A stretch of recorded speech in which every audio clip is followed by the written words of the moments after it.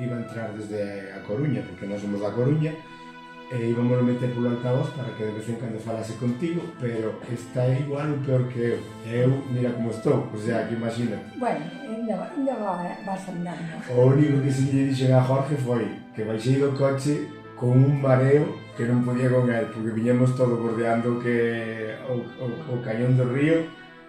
Porque aquí é así todo. Aquí son que sei, montañas, claro.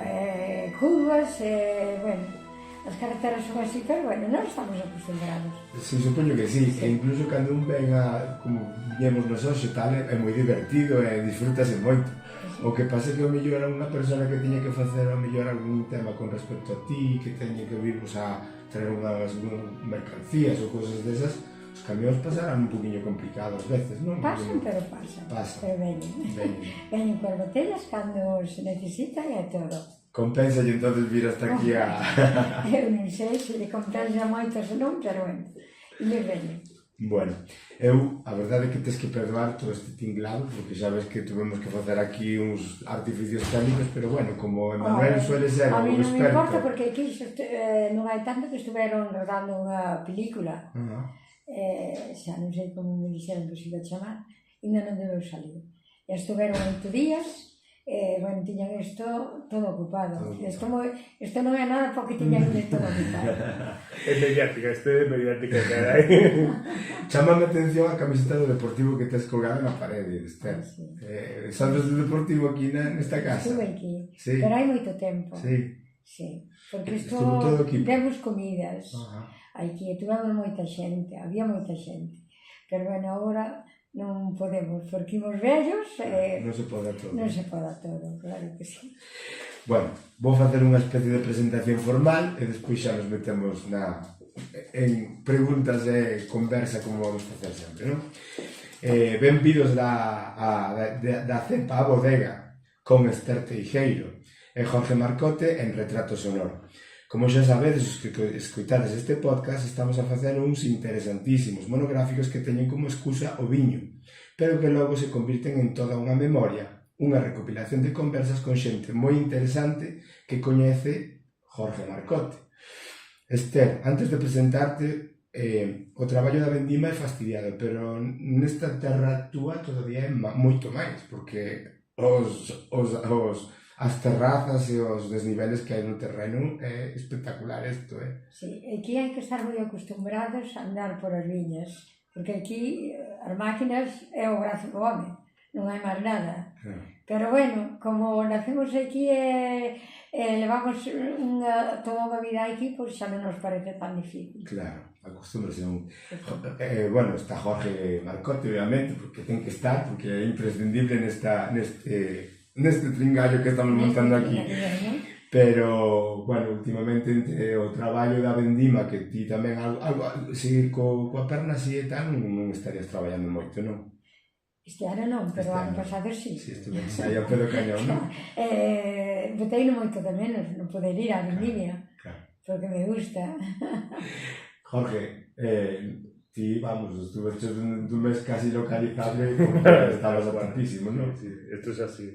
Ese mes es para lo que es.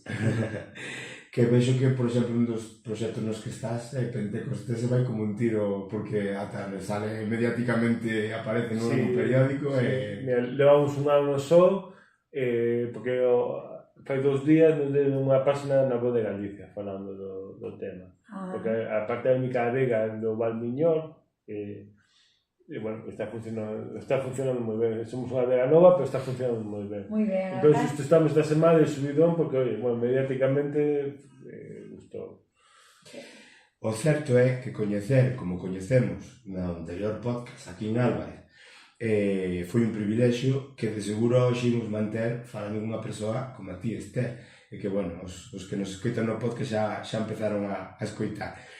Pero eu penso que podemos ir avanzando, que estamos ante unha muller que non a coñeza, é unha pioneira na viticultura, na agricultura, e incluso, se queres, despois podemos falar un poquinho do turismo, porque a Ribeira Sacra xa falaremos máis adiante moito máis en profundidade. Se queres contestarme agora, contéstame o que queiras, pero ti seguramente viviches unha época na que aquí non había turismo, nin había nada, de repente apareceu a xente porque quería coñecer o entorno. E ti creo que fuches unha das culpables en reivindicar que isto era un sitio a coñecer e que tiña xente que coñecer a Ribeira Sacra.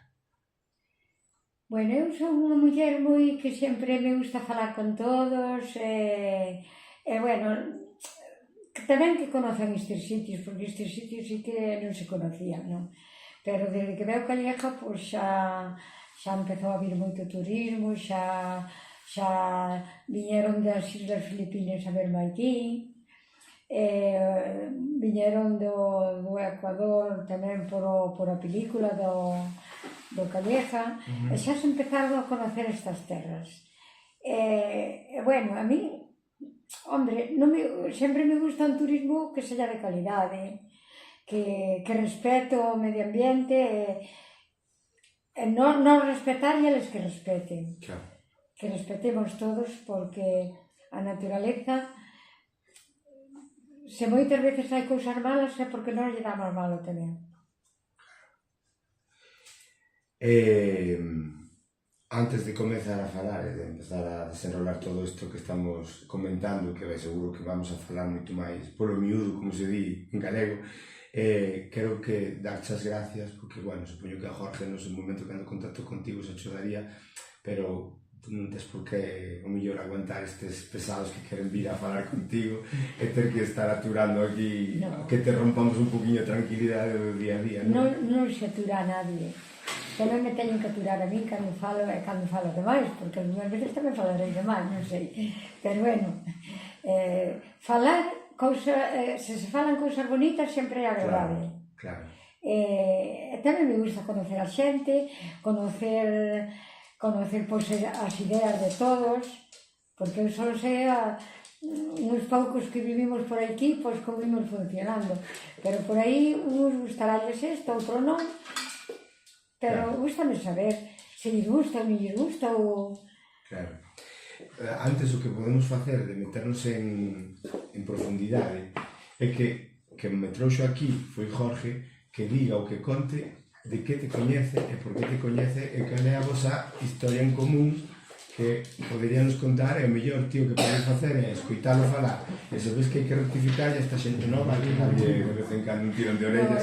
Eu creo que o Jorge non vai falar nada do que lle teña que dicir que non, así que... Pois estaría ben que Jorge empezase por aí. Eu coñezo a Esther cando empecé no mundo do viño. Terminei de estudiar e fui a dar aquí, unha xunto da costa, o seu neto Roberto estaba empezando daquela con unha empresa de servizos, xa era enólogo, xa facía viños, empezaba un poquinho coa viticultura, entre eles o pai, o Camilo. Entón, pois, daquela eran 3-4 persoas, empezou a crecer aquelo, bueno, se a oferta de traballo de para aquí. Entón eu estaba empezando e disse, pois mira, me parece unha... Non sabía ni onde estaba chantada aquela. Eu via o día que foi a con Roberto, iba co coche, en plan, isto xa chantada, non sabía ni onde quedaba. Sí, é difícil. Eu Ribeira Sacra había vivido unha vez na miña vida, estudiando, eu he ido aquí a visitar algunha dela. E nada, vin e quedeme aquí a traballar. Entón, pois o segundo día de traballo, a quen coñeci foi unha Esther. E para mí foi un impacto, porque eu son dun pouco, pero tampouco non coñecía a Galicia rural, e foi un impacto magnífico para mí. De feito, cambiou a vida, porque eu tampouco de viticultura tampouco sabía, bueno, había estudiado algo, un pouquinho e tal, e cheguei aquí a Ribeira Sacra, e foi un cambio, porque enamoreime desto. Con Esther, pois coñece unha persoa tan potente en todos os sentidos, tan traballadora, cunha personalidade que te envolve, que te enamora. Para min debe ser un referente. Bueno, eu que sei, a min gustaba a naturaleza moito, aunque cando era pequena que me falaran de traballar non quería. Eu non lle traballaba, bueno, eu quería sin mãe e sin pai moi pronto, aos 14 e aos 15 anos, que un ano morreu a mamá e outro ano morreu o papá, e quedei moi nova, pero, bueno, eu veño do mundo do viño todo, porque os meus abuelos Xa recordo de pequeniños, meus abuelos, que por eso lle puñamos Riego de Lemos, aí estaban os meus abuelos, que vivían do viño, mal se vivía, non? Mal se vivía, pero vivíase. E os meus pais sempre co viño. Se había unha vaca ou dúas vacas era por o leite, porque daquela non viña ao supermercado. Ou se viña, viría a grandes ciudades. Pero, ya así porque a poboación máis grande cerquiña daqui é Chantada. É Chantada. E ibades moito a Chantada? Claro, viñan as leiteiras, viñan recoller as casas, o leite, despois iban vendendo por as portas. E, bueno, tiñanse as vacas por o leite, porque se necesitaba. Non dixemos, porque ti agora me parece que tes 87 anos, non? 87, sí. Claro. Naciches en Nogueira de Miño, non eres de Pincelo, que agora mesmo estamos en Pincelo, que non nos dixemos, por certo. Estamos en Pincelo, non dixemos. Sí que recordo, porque xa o mencionaxes ti, que estuvo Calleja contigo facendo un programa, cando te levou no helicóptero, ti vías os pueblos desde arriba. E dábache pena, Esther? Claro, que me daba pena, porque ele me dixo, mira, te vou llevar a tu pueblo, porque eu son de Nogueira. Sí, que non é moi longe daqui, non? Que non é moi longe, 3 kilómetros e medio, é único. Entonces, a min dame moita pena, porque os sitios, cando eu me viñen pa aquí, os sitios estaban todos moi traballados.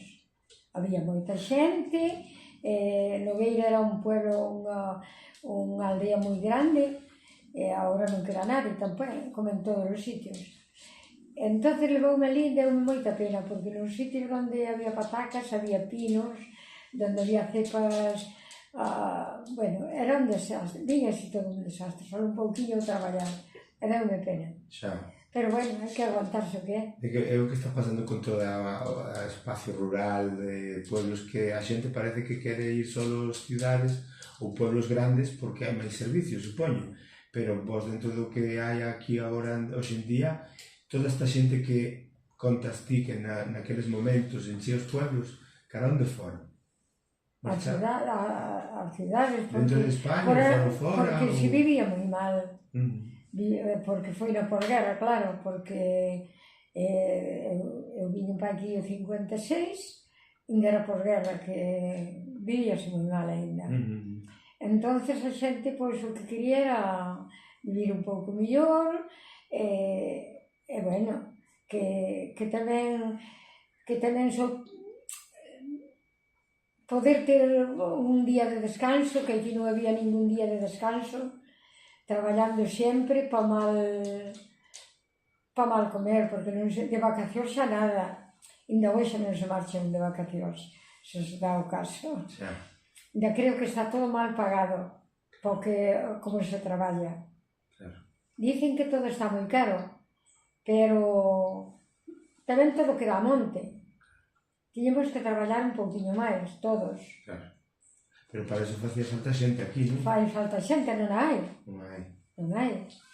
Bueno, antes de meternos en eso, porque eu sei que tes unha tema especial co tema da despoboación e de que a xente volva aos pueblos e todas estas cousas, e que recordas da tua infancia, aparte de que está claro que o falecemento do teu pai e do tua nai marcou moito porque eras moi nova. Claro. Pero que recordas das festas, que recordas das reuniones? Moi bonito todo. Era, porque eu vexo que moita xente da tua idade recorda moito esas reunións que se facían, que só facía falta mellor pois un gaiteiro, alguén que tocase unha trompeta ou algo, e montábase xa unha festa grande. É que no meu pueblo xa había a gaita.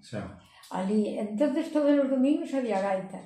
En as vendimias, ao terminar da vendimia, que un se lavaba e se poñía con outra roupa por aí, pois salíase hasta a 1 da mañá, a gaita viña a tocar. Unha vez tocaba nun sitio, porque aunque as aldeas tamén estaban divididas en pueblo, en población, en sitios pequeniños. Tan pequenos non, porque daquelas Nogueira tiña moita xente. E a mellor ao mellor nós éramos como, era un sitio pequeno, pero éramos como 40 personas no pueblo. 40. Non é como hoxe que quedamos dúas ou unha ou tres. Claro. Pero fai, bueno, o que ten este podcast, Jorge o sabe, é que sempre, bueno, vamos acumulando conversas con xente. Fai pouco falamos con un señor que por desgracia morreu fai pouco, que se chama Martín, que tiña 102 anos. Bueno, a verdade é que eu falei con ele cando tiña 100 xa cumplidos. E claro, falar con unha persona desa idade fai ver realmente os cambios que viviu a sociedade, xa nas cidades tamén, pero nestes lugares tamén, porque ti seguramente fuches das mulleres que, bueno, mulleres, homens, todos os que estabades aquí, que vivichedes a chegada da electricidade, que vivichedes, incluso nós que nos estamos queixando de vir hasta aquí por unhas carreteriñas que hai que verlas, supoño que naqueles tempos todavía as comunicacións serían carreiros que iba un carro e pouco máis, non? É que aquí non chegaba a carretera. Aquí a carretera era o río. Tiñamos que ter barcas e a Belesasi que xa chegaba a carretera, porque era de Monforte, non? Se estábamos enfermos había que ir por o río. Ou tamén había burros, a cabalos, era o transporte que había. Pero máis rápido era o río, entonces. Claro, indo polo río chegabas máis logo. Eu non sei, pero quitaba o viño por o río. Porque senón había a carretera de arriba existía, pero había que subilo ao longo por aí arriba. Que aquí non había carretera. Entonces por o río era máis fácil porque non se levaba ao lombo, levabas na barca. E a electricidade? A electricidade veu... Eu na miña casa xa tiña electricidade. Xa tiñas. En Nogueira. O meu pai xa... Porque houve un señor que cunha presa moi grande que viña da Vacariza e fixo un... Unha estación, algo así. Claro. Entonces xa daba para Nogueira. Todos non a tiñan porque... Pero nós tiñamos 4 bombillas na miña casa e non podíamos poñer outra.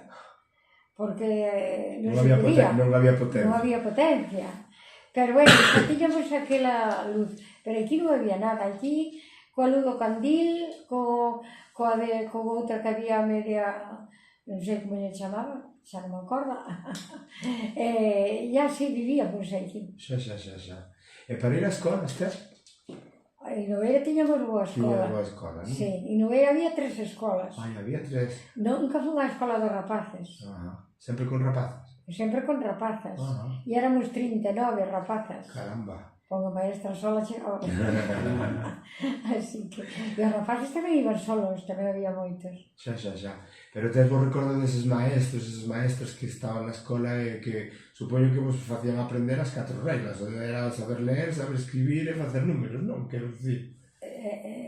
Non sei se se acorda usted daquele grado libro que había, que traía historia sagrada, historia de España, todo. Que traía eso todo. Sí, que viña o pa completo tamén, supoño que sería o que poñía a Escola do Régimen, non? Quero dicir. Claro. Porque naciches no 36, que non lo dixemos tampouco. Claro. Dixemos que tiñas 87, a xente se sabe restar, chega a conclusión, non? Claro que sí. Pero claro, que ti a posguerra vivichela inteira en ese aspecto. Inteira, claro, a posguerra. Naciches coa guerra e xa te criases vivindo nesa situación. Non se comían, acorda a miña mãe, cando era pequena, iba por chocolate que era de extraperlo. Se estábamos enfermos. Que senón había que comer o que... Bueno, os meus pais mataban 4 cerdos, 4 marraos. Había que comer aquilo, había que fazer caldo para comer, eso todo. E collíamos moito pan porque se acababan bolsas. Así. Teño que dudar que...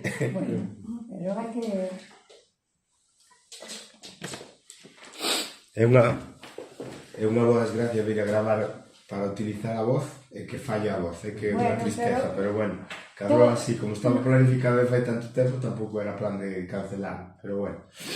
Na vida non podemos ter todo. Sempre falla algo. Sí, en fin. Pero bueno. Isto vai estar vinculado, vou facer unha pregunta que, de todo, non é moi personal. Unha definición que vas ter que facer de ti mesma, por lo que eu sei de ti, De pequena eras unha nena traste, traviesa ou non? Sí. Me imagino. Máis que nada por esa rebeldía que vamos a saber despois que tuveches de máis maior. Pero... O que pasa que daquelas non podíamos ir a casa, agora van os pais reller por maestros, os maestros fan, se o rapaz chega a casa e dicir, ai que daquelas non lle podíamos dicir nada, porque se lle dicíamos, mira que nos castigou, porque por trastes nos castigou moito, e nos puñían así cos libros, de rodillas, así. Era o único castigo que eu vi, que eu tuve, porque tiñamos unha maestra que era da Coruña, sí, chamábase Carmen Garrido Garrido. Resulta que ela comía na mesma casa, onde tiñamos a escuela, tamén ela cociñaba arriba. E cando ela marchaba ás 12, deixábanos estudiando, e nós cerrábamos os libros, envolvíanos, tiñamos a bandera de España na escuela. Non sei como era aquilo, porque, non sei, os meus pais nunca me falaron de política, porque estaban moi cheos de política. Estaban cheos, supoño que xa pelear todos os días era suficiente como para andar pensando en cousas que eran alleas, non? Claro. Entonces, íbamos envolver na bandera española e falar tamén cousas que falaban por aí. Bueno, eu que sei, hasta que a maestra nos colleu un día, porque nós, cando ela baixaba baixo, como as escaleiras eran de madeira, pois ela viña con zapatos de tacón, e nós sentíamola, que baixaba baixo, e volvíamos outra vez estar todos tranquilos a estudiar. Pero cando ela marchaba era cando facíamos esas cousas todas. Así que éramos trastes, pero bueno, non demais tampouco, non peleábamos nós.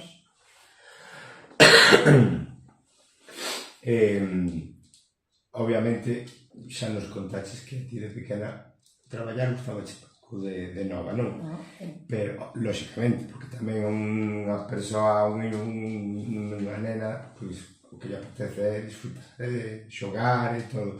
Pero supoño que tamén buscaríades tempo, porque supoño que aparte de a escola, despois teríades que axudar a casa, non?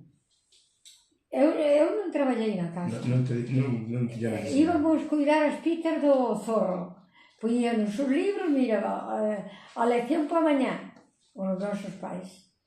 E íbamos cuidar as pitas porque daquelas as pitas tamén se botaban fora, andaban fora. Pero viña o zorro, porque había moitos zorros. Viña o zorro comíase. Nós levábamos as pitas para ali, os libros, para un prediño que había ali facían as pitas e nós estábamos ali. Pero a mí mandaron os pais despois, aos 12 anos tuve que salir da escuela. Tuve que salir da escuela porque na escuela non te querían máis. Había que deixar o sitio para outro que viñera. Porque estabades todos na mesma clase con diferentes idades, non? Quero dicir que había rapazas de 12 anos con sí, o que pasa é que os que sabían máis nos poñían xuntos e os nenos xa iban noutra mesa todos. Así, bueno, non sei como aprendemos algo, pero bueno, aprendemos. Eu teño que decir que vexo xente que apenas saiu da súa aldea. Madre mía, isto é un show.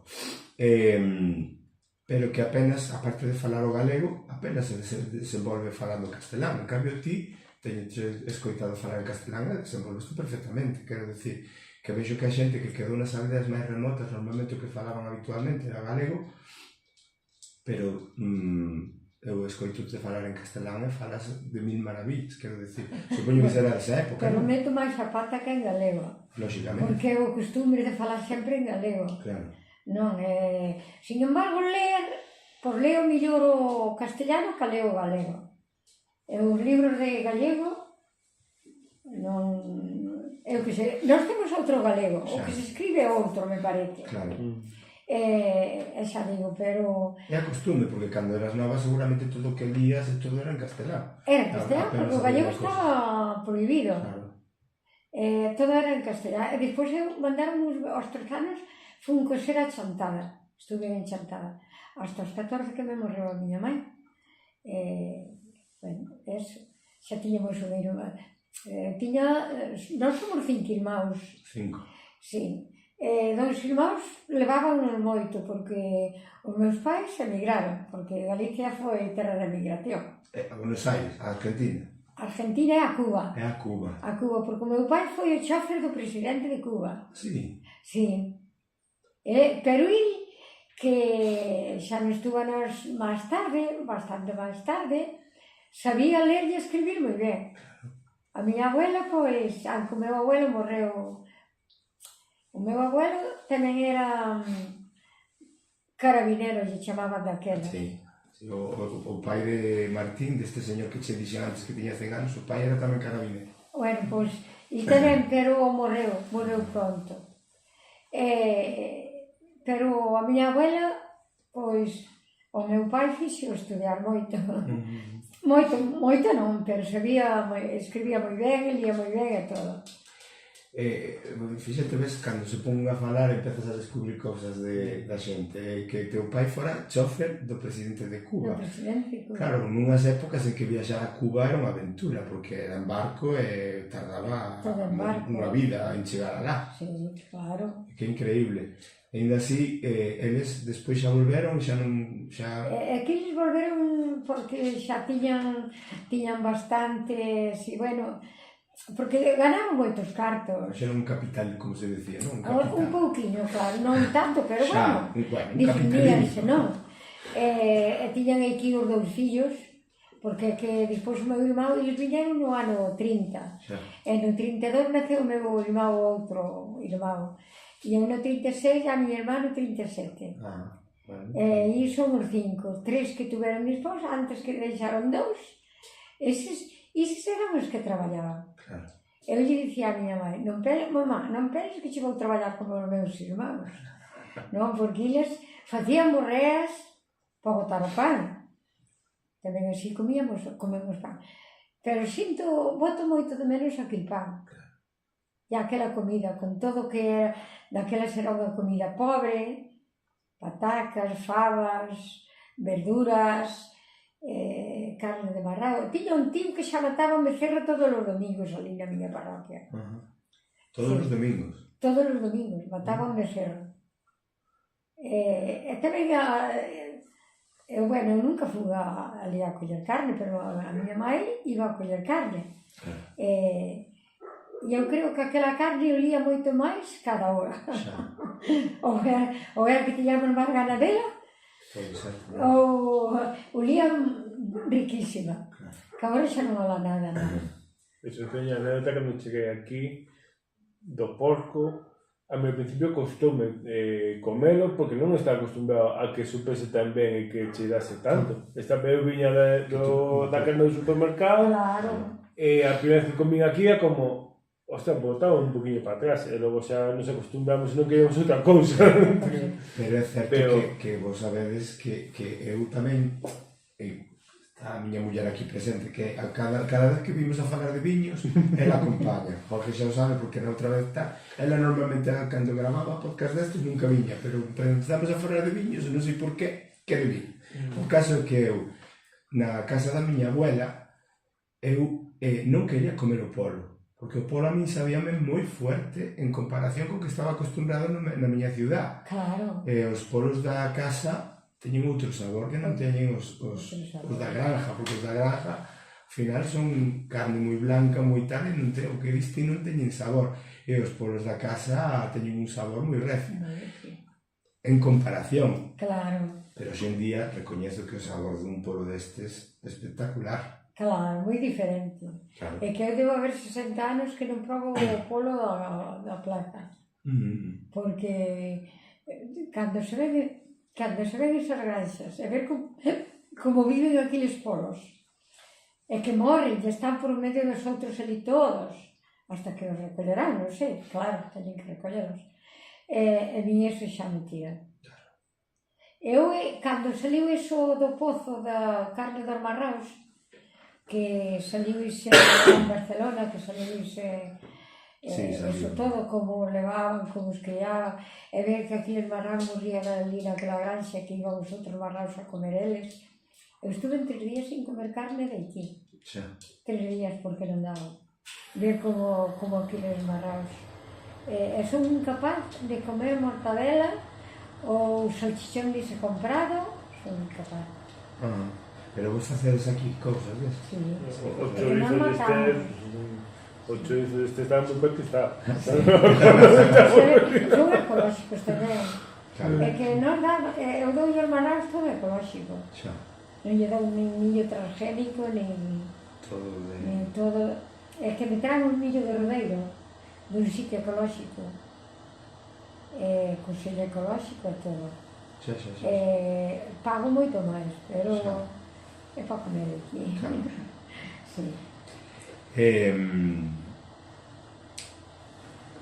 Cando a xente empezou, por exemplo, no teu pobo, a marchar, que marchaban as cidades grandes, a Madrid, a Barcelona, a Bilbao, a Argentina, moito, a Barcelona e a Vascongadas. As Vascongadas, non? Foi o... A Madrid tamén marcharon algúns, pero máis iban a Barcelona e a Vascongadas. Xa. Nós coñecemos un poquinho a zona de Ribeira Sacra, pero máis sobre esa. Por exemplo, en Parada de Sil hai un monumento ao Barquiller, que tampouco sei exactamente, non creo que tantísima xente se dedicase a vender barquillos en Madrid, sinceramente. Non sei tampouco esa teima por querer reivindicar a figura do barquilleiro, que mellor é porque sí, porque houve, sei, pois 8 ou 10 personas que se dedicarían a eso, non digo que non, tería boa fama. Pero desta zona, a xente que marchou de aquí, sabes a que se dedicou despois nas cidades as que iba? Moitos seguramente a temas de construcción ou de industria, non? Claro, é que a emigración nunca é boa. Eu sempre digo, porque non imos traballar algo por Galicia, é que a nosa xente que non marche. Porque onde se chega, hombre, haberá moita suerte, algún que encontre tan bon sitio, pero eu creo que os traballos peores que son para xente que chega de fora. Sí, suele ser. Normalmente solía ser xente pouco cualificada, entón escollerían os peoriños traballos que había. Había xente que teria fortuna e collería un traballo bo, que sexa, non? E despois aforraban moito porque eles o que querían era salir daquela pobreza. Que aunque era por aí tamén traballaban a 14 horas. Digo eu, porque nadie fai así, nadie se pon rico traballando normal. Eu que, non sei, pero eso penso eu.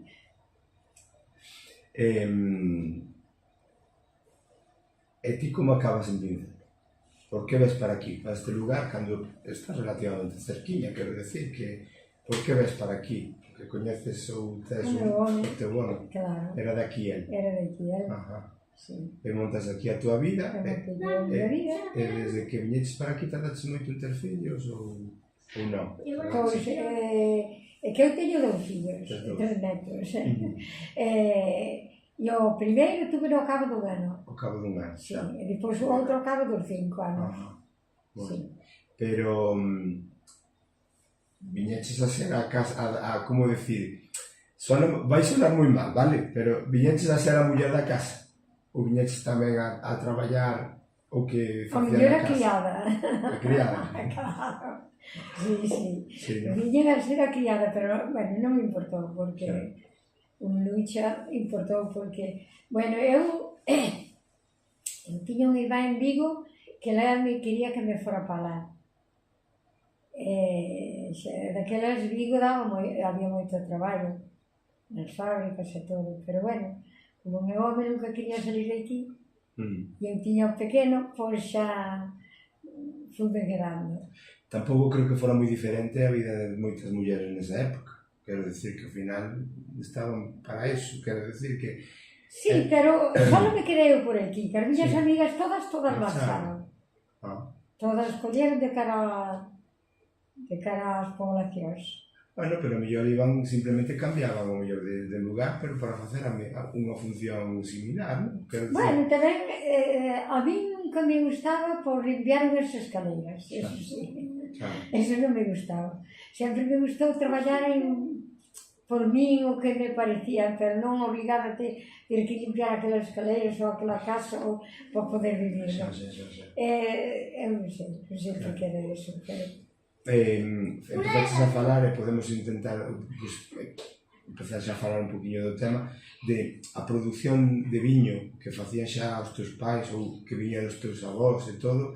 Era unha produción de viño que era un autoabastecemento ou era xa para vender? Xa era un viño para vender? Era para vender, pero viñíase de outra maneira. Viñan de Lugo, cando viñan, porque a Nogueira había carretera. Eu estou falando dos meus pais, non? E viñíase en pipotes de descanados. Acabas de deixarme un pouco despistado. Claro, os canales aí, eu que sei. Eso é unha medida, non? Os canales é que eran, creo que 42 litros ou así. É unha medida, vale. E o pipote é un cacharro. Moi grande, de madeira, todo era de madeira, non? Un barril. Un barril, era un barril, eso. Xa, daqueles chamaban pipos. Sí, pero eu teño esa referencia, pero cando me dixes o canado xa me quedei xa aí despistado. O pipote máis ou menos xa o relacionado. Ai, sí. Pois os canados, porque había canado e a ola. Canado e medio canado. A ola era medio canado, 21 litros. E o canado eran 42 litros. Bueno, xa non sei se me engañarei algo, porque xa tanto tempo... É unha orientación... Bueno, litro abaixo, litro arriba. Entonces, eso, que se vendía desa maneira, o proceso se levaba todo aquí, quero decir, era o que era a vendimia, bueno, eso igual entre ti e máis Jorge podedes explicar máis ou menos todo o proceso, porque xa é algo que falamos no outro podcast, pero sí que o mellor aquí a forma de producir, digamos que era un pouco máis artesanal, un punto máis artesanal, pero igual se sigue facendo igual. Daquela é igual aquí cada, sí. Pero non nas épocas, quero dicir, os procesos igual son un poquinho diferentes. Agora comparado con... Bueno, tampouco é tanta diferencia, o viño se fai igual, non? Cambiamos un poquinho as ferramentas, chegou o viño sin doble... É que antes os meus irmáns, para viñar era con cousa de madeira, aquelas cubas tan grandes, eu tiña un irmán que tiña moita forza. Era moi potente, traballaba moito. E con couso de madeira, pois aviñábase. E agora aviñase con bomba. Sí, o sea, aviñar o tinto, o outro día estamos falando dos blancos. O tinto se fai ca propia pel, que dá as aromas, e dá o col. Entón, o tinto hai que estar... o fermentar a pel vai para arriba, co carbónico que produce. Entón, hai que aviñalo, hai que baixar ese sombero, hai que facelo, meter para baixo 2-3 veces ao día. Entón, antes se facía, pois, se puxaba para baixo. Bueno, eu foi un poquinho, o tinto sigo facendo igual. Sí. Pero porque é pouquiño. Antes eran unhas cubas, e como meu pai tiña unha cuba de canados. Estilo así que non sei se por a mañá, na casa rural, ese tipo de cuba. Onde dormimos, tiñan as cubas fora, eran dese estilo. Antes era todo en madeira, claro. Agora, pois, tens unha bomba e metes o viño, xa o botas por arriba, e con o propio viño consigues hundir xa o sombreiro. Entón, antes a madeira, agora temos a inoxidable, é distinto. Unha das cousas que si aprendí foi que vamos a ir metendo cousiñas das cousas que ti fuches pioneira. E parece ser que ti decidiches en algún momento que a xente da zona, non sei se a xente, ti fuches a primeira, por menos a primeira muller, supoño que seguramente incluso da zona eras a primeira persoa que embotellou viño cando se vendía a granel, porque considerabas que o teu viño era suficientemente bo, e hai como eso, que parece que como que o viño sea granel xa non ten a mesma calidade. Claro. Entonces conta un poquinho eso. A granel é que o viño sempre perde algo. O viño, bueno, aí xa non entendo moito, pero que iso de os anólogos e isto todo. Pero o viño, o aire é o enemigo do viño, non? Entonces, ao ser a granel, pois o pipote iba no medio, o outro tiña aire. e sempre acababa derramándose un pouco. Non, e na botella, pois, sempre está, claro, na botella se queda tamén 3 días aberto tamén, xa non sabe igual. Non, me parece. Sí. E, bueno, e ademais, eu vía que se vivía, traballábase moito e pouco diñeiro. Pouco diñeiro porque vendíase a un precio moi baixo. Era un negocio para axudar a economía familiar e non unha empresa como coñecemos hoxe en día para ter un beneficio grande. Porque dicíamos, de algo hai que vivir. Claro. Pero había que coller negocio da cireixa, negocio do viño, negocio de buscar salida por aí. Algo. Porque aquilo non daba para vivir. Xa. Pero falas da cereixa. Supoño que todo este contorno, toda a natureza que tes por aquí permite facer unha explotación dos recursos que hai, que ten a terra, a propia terra, que dá porque hai moito bosque, hai moito, pois haberá moito cereixal, haberá moito castañeiro, incluso supoño que cogomelos, non? Moitos, non vou eles porque teñenlles medo, porque hai que coñecelos moito. Hai que conocelos moi ben. Claro, pero haberá xente que precisamente era algo que che quería preguntar. Eses recursos están aí e a vos axudábamos moito a ter unha economía, non? É que antes a cireixa axudou moito, moito. Pero agora todo está ao monte. Está ao monte. Xa non se poñen filgueiras, ou xa se cortaron moitas, xa quedan no medio dos pinos, que os pinos avanzan encima das filgueiras e que xa a filgueira morre. Claro. E que o pino, a pesar de que é máis autóctono teóricamente que o eucalipto, que aquí eucalipto non tedes, que eso é unha bendición, porque na nosa zona, en Coruña, provincia de Coruña, provincia do norte de Lugo, hai moito eucalipto, e eso sí que é unha peste, porque acaba con todo. Pero cando, por exemplo, aquí tedes visitantes, porque dixaches que no verán, por exemplo, métese moita xente, ou agora no outono, e a xente vai aos montes o mellor a coller os cogomelos ou coller castañas que o mellor non lle pertencen. Eso a vos non creo que vos faga moita gracia, non? Porque hai xente que ten a costumbre de ir aos sitios sin ter unha vinculación familiar ni nada a coller o que non é deles. Pero é que non fai moita gracia, porque a xente que ven a coller non colle a que está arriba, colle a de baixo. Entonces nós disposto que coller a de arriba se queremos comela. Iso é que non fai gracia. Pero non é porque collen unha presa de cireixas. É que sempre colle das millores, non as que lle chegan. Entonces, depois, cando a xente que... Os que temos os árboles queremos comer algo, temos que coller as de arriba. Claro. O sea que en ese aspecto ti non eres das que negan que a posibilidade de que veña alguén por aí, bueno, se sempre se que respete un pouquiño, non é tan mal. Non é tan mal, claro que non, pero bueno, tamén veñen... Eres moi generosa. Veñen de sinvergüenzas, porque nós tiñamos un mazairo aí, temos 2 mazairos aí. E un ven moi cedo, pero unha raza moi grande, pero non saben tamén.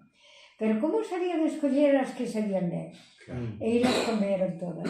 E un se meteu por dentro, casi le pillamos o batelai, se meteu por dentro e dixenlle, bueno, mire, por 2 que quedan, collas, porque xa non deixan máis ningún, porque nós non podemos probar unha. E tiña vendelas o mazairo. Pero hoxe 2, e mañá 2, e pasado 3, levaronlas todas. E iso tampouco gusta, non? Porque, pero bueno, tampouco se vai reñer por eso. É certo que agora, claro, eu porque coñezo isto en base ao que hai hoxe en día, pero antes mencionaches que unha das formas de desplazarse era a través do río, e foi algo que contou Jorge xa no anterior podcast, o cambio que supuxo para vos os encoros, porque eso tuvo que impactar moito no que eran os terrenos que tiñades para... Aí foi cando se empezou a derramar todas as aldeas, sobre todo as de Boí, bueno, de Río tamén, que non foi un coro que non hai. Pero aquí había 3 lugares neste sitio. O meu abuelo era de baixo, por iso, de Portutires, por iso o viño, este viño leva este, pero temos outro viño que é Diego de Lemos. que vai po ano, pero como non quixemos facer etiqueta, este ano tuvemos un pouco ano pasado. E non fixemos aquela etiqueta, fixemos esta por non pagar tantos consellos. E o meu abuelo era de aí, pero tuvo que marcharse da casa. Levaronlle as terras millores, porque o millor estaba abaixo, aquí quedou o monte. O bom era abaixo. E tuveron que marcharse. Pero a un cambio, o sea, por un precio seguramente ridículo. Por nada, de balde. Fora unha expropiación e Claro. O sea, eso é moi fastidiado, eso é moi triste. É moi triste. Por lo menos que lle deron o que lle levaban para poder vivir no outro lado. Ou empezar, por lo menos comezar no outro sitio. Eso. Pois non lle deron nada. Non tuveron ni eso. Nada, tuveron nada. E esta zona, cando dixeches ou mencionaches que incluso houve familias que quedaron bastante separadas ou se... Claro, eso, bueno, o sea, mellor externo, me contando aquí e me contando o Ribeiro. Claro que aquí, cando antes en Coros, o miño tampouco tiña moito caudal en certas zonas, non? Quer dicir, que podías cruzar dun lado a outro, non? A mí contaban... Aquí había o puente, e depois había barcas de madeira, que era por onde se pasaba. Cando o río non facía corriente, había un pedazo de río que era un pozo, que era auga tranquiliña, por aí había moitas barcas, e pasabas a traballar, e as uvas viñan todas en barca. Viñan en barca, subían a bodega, e o viño era como se facía daquelas en cubas de madeira, aviñábamos cun pau, e vivíase así. Xa. Pero teño escoitado pode ser que incluso o gando cruzaba en barca. Sí, eu lo crucei en barca, nunha barca. Sí, pero que eran vacas, eran ovellas... Eran vacas e ovellas, dúas vacas nunha barca. Quedaban tranquiliñas, porque eu imagino... Sí, ainda menos mal, porque unha vaca... Estaban acostumbradas tranquiliñas. Claro, pero tiñen que ser vacas grandes, non? Vacas grandes, sí. No, vacas as vacas, o que? A vaca, aquela era grande, moi grande. Non? Sí. Claro, supoño que para mover ese viño, esa uva... Claro, é que levaba 4 pipos dices, que levaba 40 canados a barca. Caramba. Unha cosa curiosa daqui, do tema de facer o viño, que eu veía pequenas adegas ao lado da propia finca, non? E o tema de facer o viño xa na propia finca, non? Claro, parou porque é máis fácil transportar xa o viño feito que andar a transportar moitos kilos de uva. E depois ali se destilaba, para facer aguardiente, así se vivía. Pero bueno, aí eu creo que foi un avance, bueno, os embalses foron criminales para aquí. Claro, outra xente que viviu, que pudo ter luz á costa dos embalses, bueno, xa non. Pero para aquí quedou o ruincillo de todo. Porque moitos povos quedaron debaixo. Moitos, porque aquí había 3 sitios, 3 pueblos. Era un pueblo, pero había 3 núcleos. Sí, 3 núcleos, máis pequenos. Para ali 4 casas e para ali 3. O que chamaban en algún sitio barrios, non? Eran barrios, non? Claro. Porque, bueno, coñezo por outra zona de tal que lle chaman así, cando hai un pueblo de tal, pero hai un núcleo máis pequeniño que depende dese grande, pero pertence, pois é un barrio. É un barrio, claro que sí. E había unha casa señorial aquí. Ah, sí, tamén. Sí, tamén a tapou... Porque o nome de Diego de Lemos é moi señorial, porque ti dis que do teu avó, pero creo que houve un noble, me parece que, porque que éramos nada, pois a mellor non éramos nada, pero eu ainda levo o apellido de Lemos. Lemos, sí. E a casa do meu abuelo era a casa do Diego. Vamos á casa do Diego. Ali os pobres todos iban dormir ao curral do meu abuelo, porque había moitos pobres pequenos. Bueno, que non volvese a miseria, que no mellor non se sabe. O meu abuelo era Lemos, e a minha mãe, claro, tamén era Lemos López, pero eu levo o apellido de Lemos, agora acabaselo, porque era por a minha mãe. Era o segundo. Se fora nestes tempos houberas podido cambiar, porque de fai uns anos esta parte podes cambiar ti o orde do apellido. Pois claro que sí. Porque, os tempos en eso están avanzando positivamente, porque por lo menos agora podes decidir, antes non se podía. Antes non se podía, que va. Ya sí, por iso leva Diego de Lemos. Xa.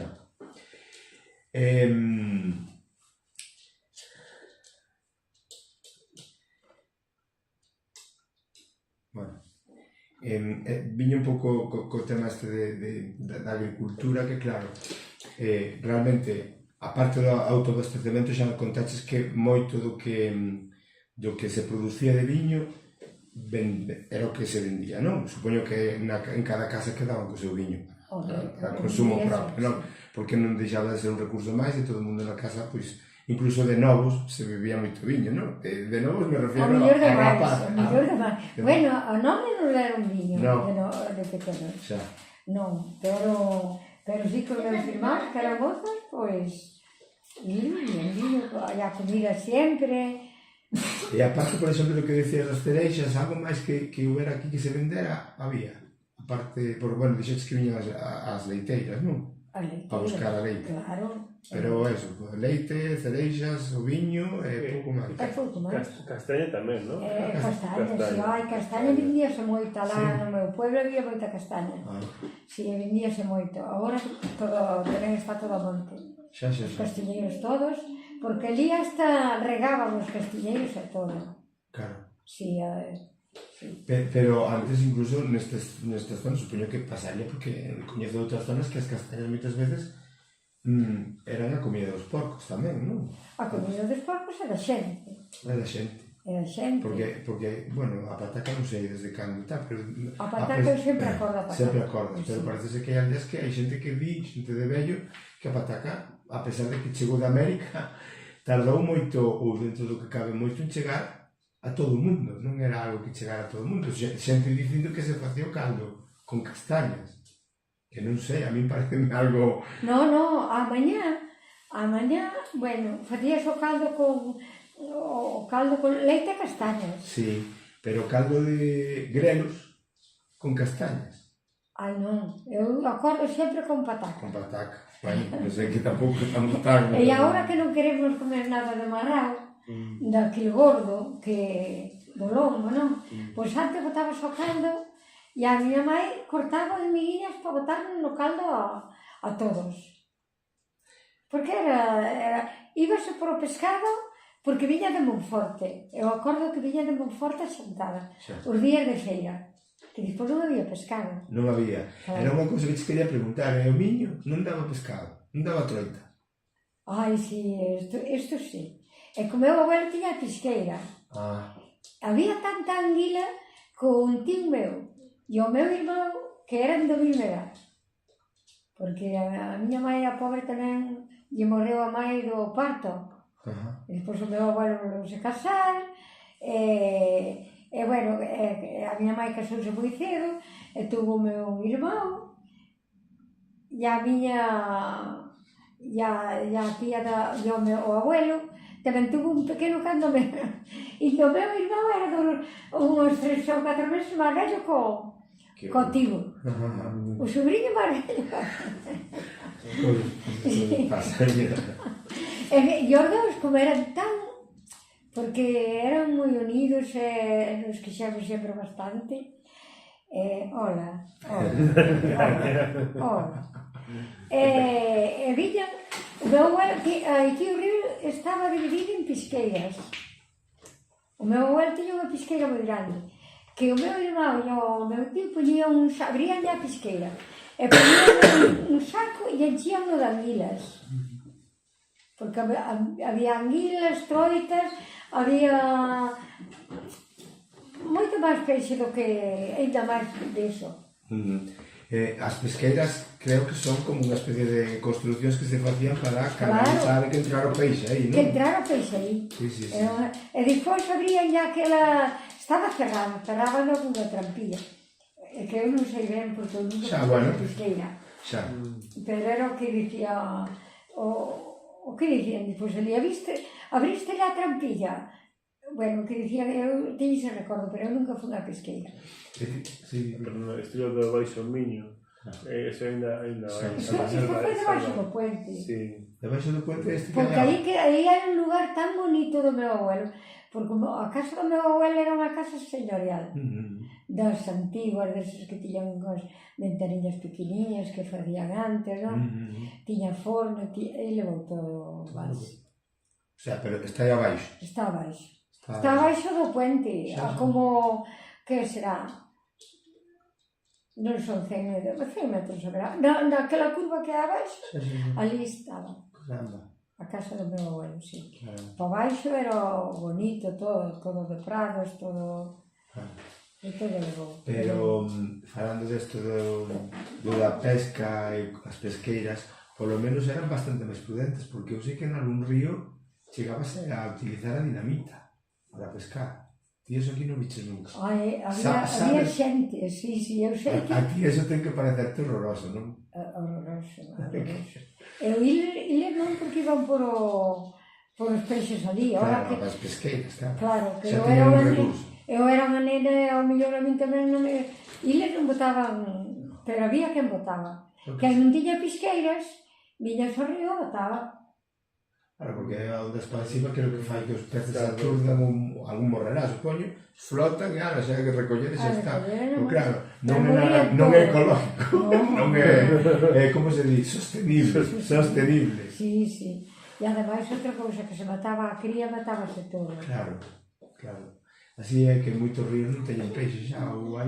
E este tampouco ten nada. A anguila de aquí era a mellor anguila que había. Pero isto é debido aos encorros, non? Isto é porque non fixeron unha escala salmonera, digo eu. Entonces a anguila non vai ao mar. Que tiña que ir ao mar e subir arriba. E non hai nada. Acabouse todo. E lamprea non hai por esta zona. Lamprea había antes lamprea, sí. Este río daba de todo. Claro, ten que dar que é unha das riquezas máis grandes que ten Galicia. Sí, claro, é o río Miño. É o río Miño, efectivamente. Vamos a falar xa un poquinho de viños. Aquí, que uva é a que se traballa? Mencía. É mencía. Temos un poquinho de caíña e temos un sitio de 200 cepas de varello. É fundamentalmente tinto, entón. Temos blanco, que collemos aí, collemos pouquinho, porque hai 1000 botellas. Este ano 1000 botellas, pero tiñamos que coller 2000, pero veñen uns anos tan malos para o ecolóxico, porque non se pode dar sistémico. Sistémico que é? Xa por falar deste que foi a primeira persoa que tivo en Galiza unha adega ecológica. Eso íbamos a tratar agora. O sistémico é os tratamentos e o que usa son produtos que só para contra as enfermedades que só actúan en riba da folla. Logo hai outros que se chaman penetrantes que xa entra dentro da folla e os sistémicos entran dentro da planta e andan por dentro da planta. Pode acabar na uva e demais. Son máis... Vai a uva, vai a Cuba. Eso nunca se marcha. É a maneira que temos que volver un pouquiño ao dantes. Que a patente se facía así. Claro. Claro que nunca está protegida a cepa como... Tamén fai ser máis forte. Eu cando traballaba aquí, que teño, aparte do Estel, fincas ecolóxico e tal, claro, o tema de botar os produtos ecolóxicos que quedan arriba da folla, entón, como se chove, hai que volver aí a botar. Hai que volver a dar. Nós temos por esa maneira que se chove no mes de junio, hasta o mes de junio non importa ainda que chova, en maio. Pero se chove no mes de junio, cando estás plugando isto, levo todo. E por iso... En cambio tamén a planta faise máis forte. É como nos cos antibióticos, se ti lle estás dando moitos fitosanitarios, está máis protegida, pero a planta é máis débil. Unha cepa de Ester, hai que estar moito máis, se debe que estar moito máis, pero tamén esa cepa tamén aguanta máis. Aguanta máis, sí. Mais porque faise forte, endurece. Justo. Endurece que non temos as medicinas continuamente aí cuidando, non? faise boa porque... Non se molesta tanto coas medicinas. Claro. Vai ela nin abonamos porque agora non só facemos abona ela mesmo coa erva toda que dá. Xa. Non, como non damos herbicida, Xa. tamén.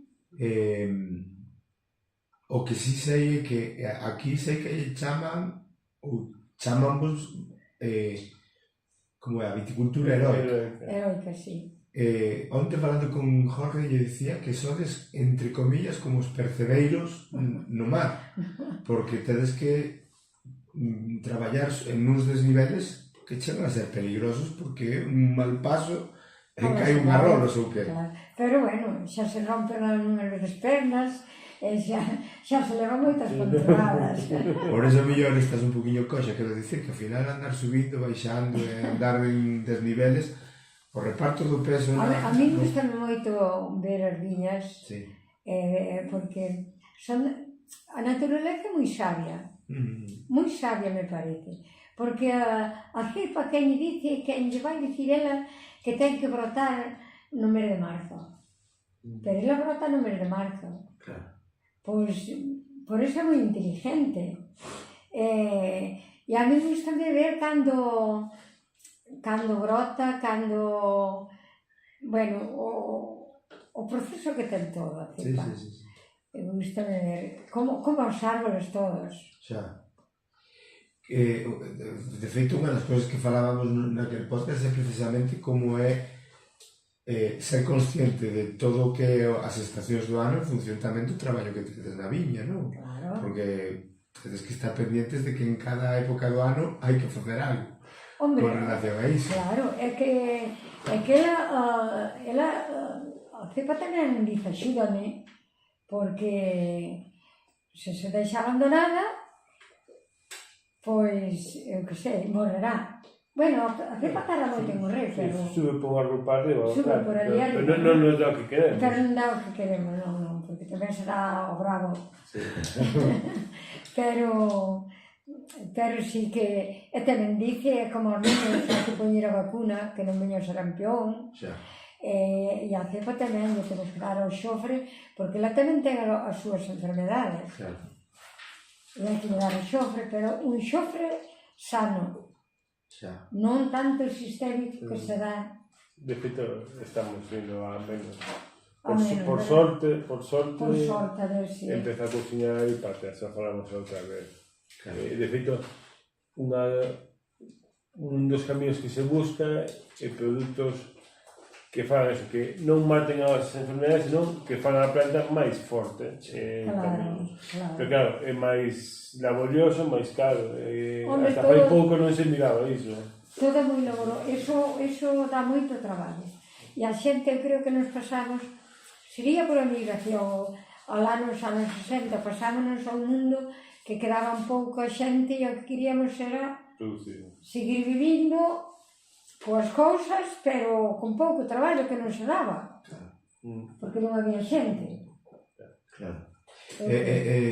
Falando desto precisamente, de todo o tema dos tratamentos e todo, ti diches que conta nun momento determinado, teñche visto en algún vídeo decir que dabas conta de que ao redor das tapas non me deraba erva. Non, nin nada, porque le dábamos a todo. Claro. Estaba todo peladiño. A mí foi me dei cuenta lá por os anos 98.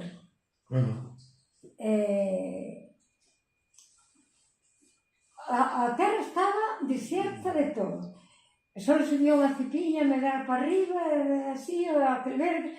Entón, dixi, porque a terra cando se non bota erva, porque a que seña por unha regandixa, unha erva sempre está salindo. Sí. Pasan nas aceras das ciudades e dos pueblos que digamos que a vida busca saída. Claro que sí. Eu vi aí por onde pasamos por este camiño, como non está ben de cemento, pois a erva sempre está salindo. Sempre está salindo. E aí foi, me dixen, pero se está matando a terra, mataremos nós. Porque nós somos o que comemos. Sí. E non hai voltas. E a partir de aí xa foi cando, digamos que empezaches a recoller un pouco non sei se dicir unha fama, pero... No, eu fui porque... Bueno, pero antes disso empezamos coa bodega de riba. A bodega de riba a que leva o meu fillo Pincelo fixela eu. Que...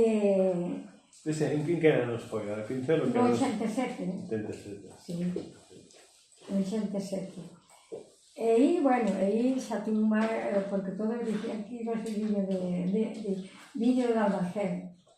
Mira, viño de almacén por facer unha bodega, porque a xente estaba tan acostumbrada a vender o seu viño na súa bodega, a levar a uva para a súa bodega. E ao facer así que cando veran unhas máquinas e todo, que iba a ser viño de almacén.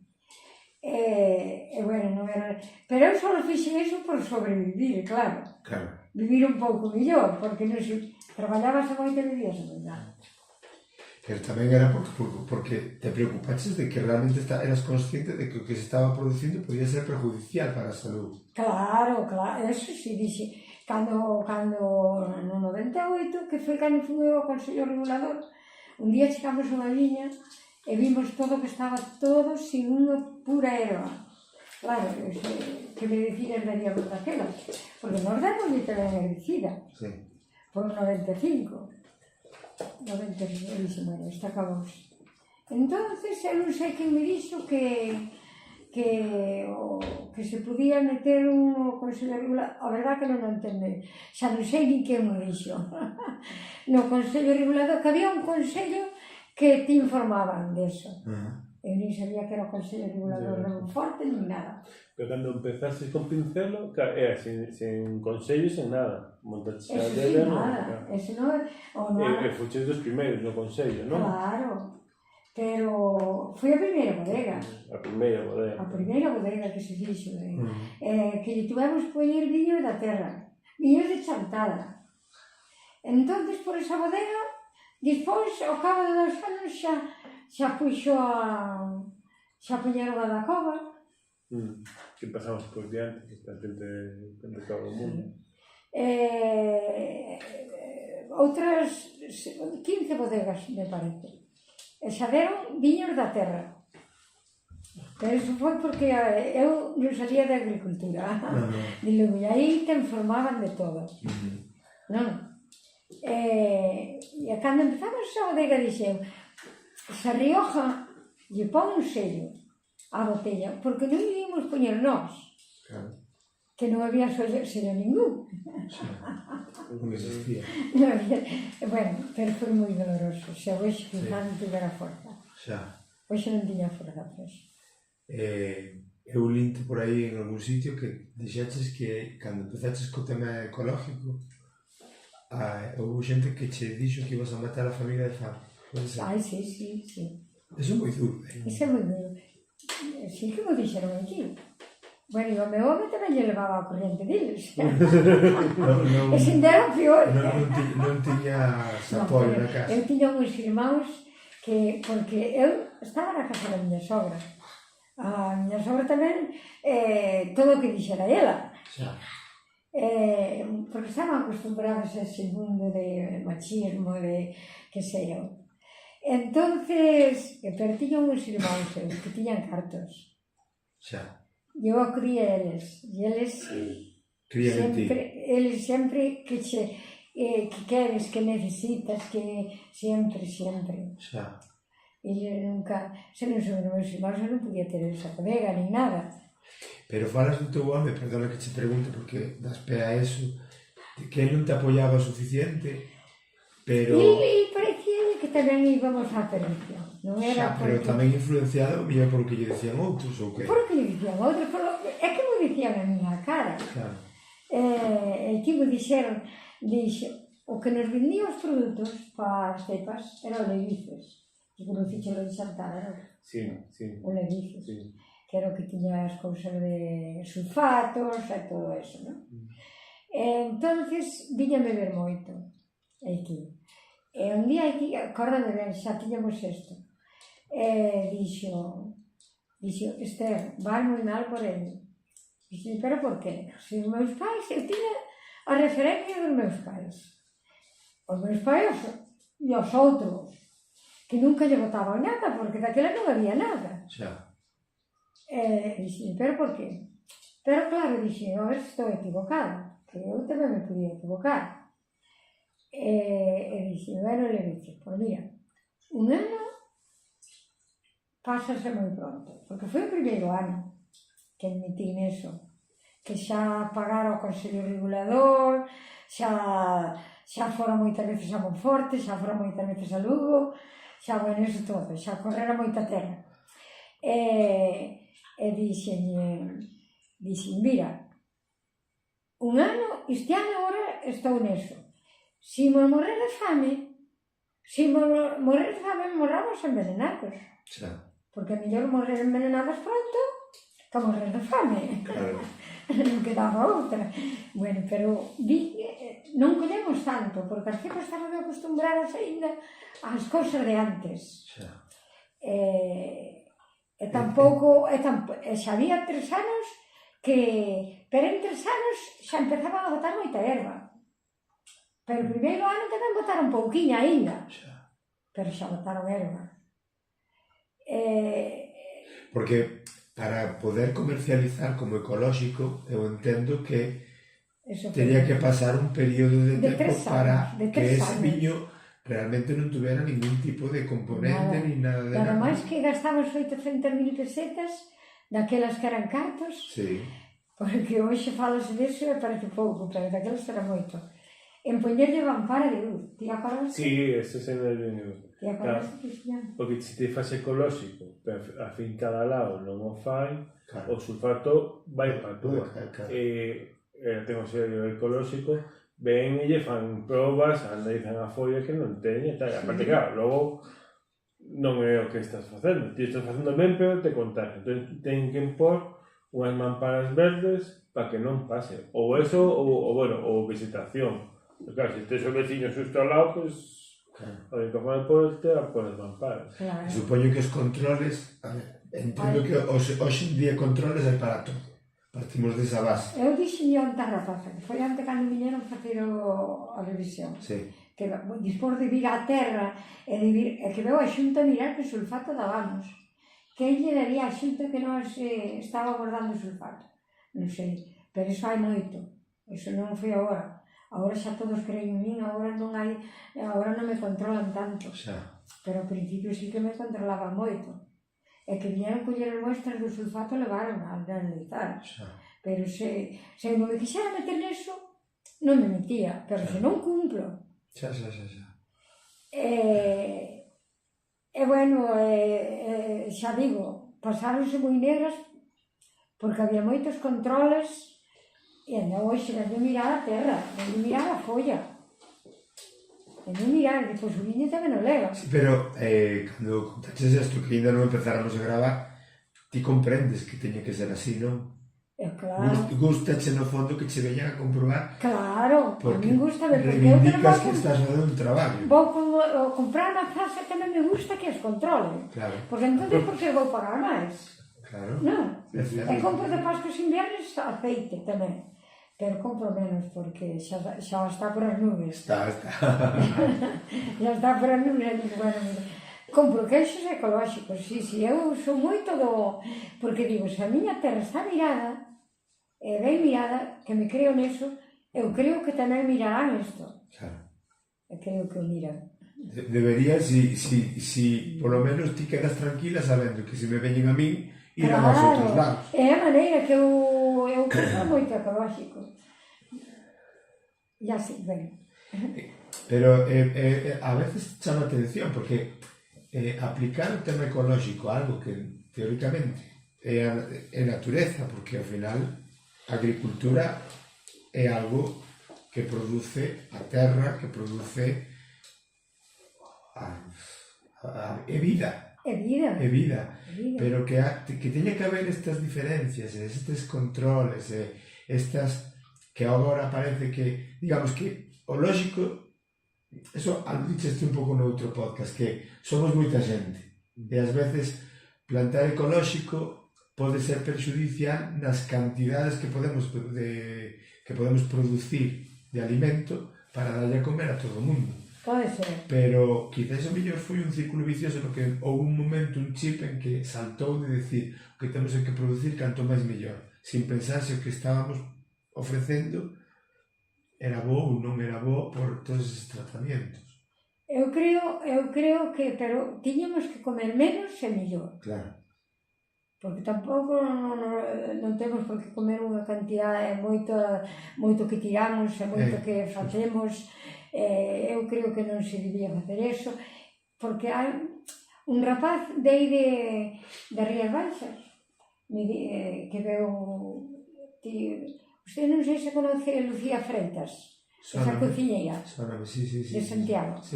Sí, pois veu aquí e veu ese rapaz cunha italiana, viñeron moitos, estuveron aquí comigo. E resulta que me dixo o rapaz, mira, tú non sabes o que lle dan aí nas Rías Baixas. Dice, porque hasta se tapan todos que só se lle ve aos ollos para dar eses produtos. Dice, pero logo non hai unha casa que non teña unha persona cáncer de pulmón. Eso de que ven? Cando se metan en eso.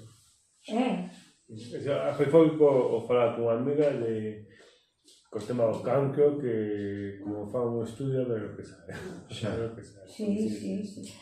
Iso outro día non, que foi xa no mes de abril, me parece, que estuve en Taboada nunha feira que tamén que tuveron para darlle, nunha festa que tuveron, tamén tiñan charlas sobre o viño, porque Taboada tamén é de viño. E veu unha de Xunta, e veu unha bióloga, viñeron moitas. E dixo, é que dentro de pouco todo vai ser ecolóxico. Dixo, porque é imposible. Dice, é imposible porque a sanidade está saturada de tanta enfermedade. O mellor pode ser que haxa igual, pero vexo que están dicindo todos, mira, se queres vivir bastante tempo, come sano. E non estamos comendo nada sano. Logo tamén, se producimos un poquinho menos, pero tamén todos os intermediarios e todo, ganan todos un poquinho menos todo o mundo, a maior é igual de rentable facer un poquinho menos. Claro. Non, e además outra cousa, que ter máis traballo ti, pero tú non te creas que a cepa vai dar menos, porque nós este ano tuvemos algunhas que chegamos tarde e barreuno, non? Pero tuvemos algunha cando lle demos cedo, tiña un viño tremendo. Aprendes o que estamos falando antes, se acostuma a eso e se fortalece. Fortalece e a cepa que queres son todas cousas dela, que viva co dela. Non sei, a mellor está un pouco loca. No. Pode ser. Moitas veces, unha das cousas que eu digo que hai que aplicar o sentido común. Eu penso que no que diste hai moito sentido común.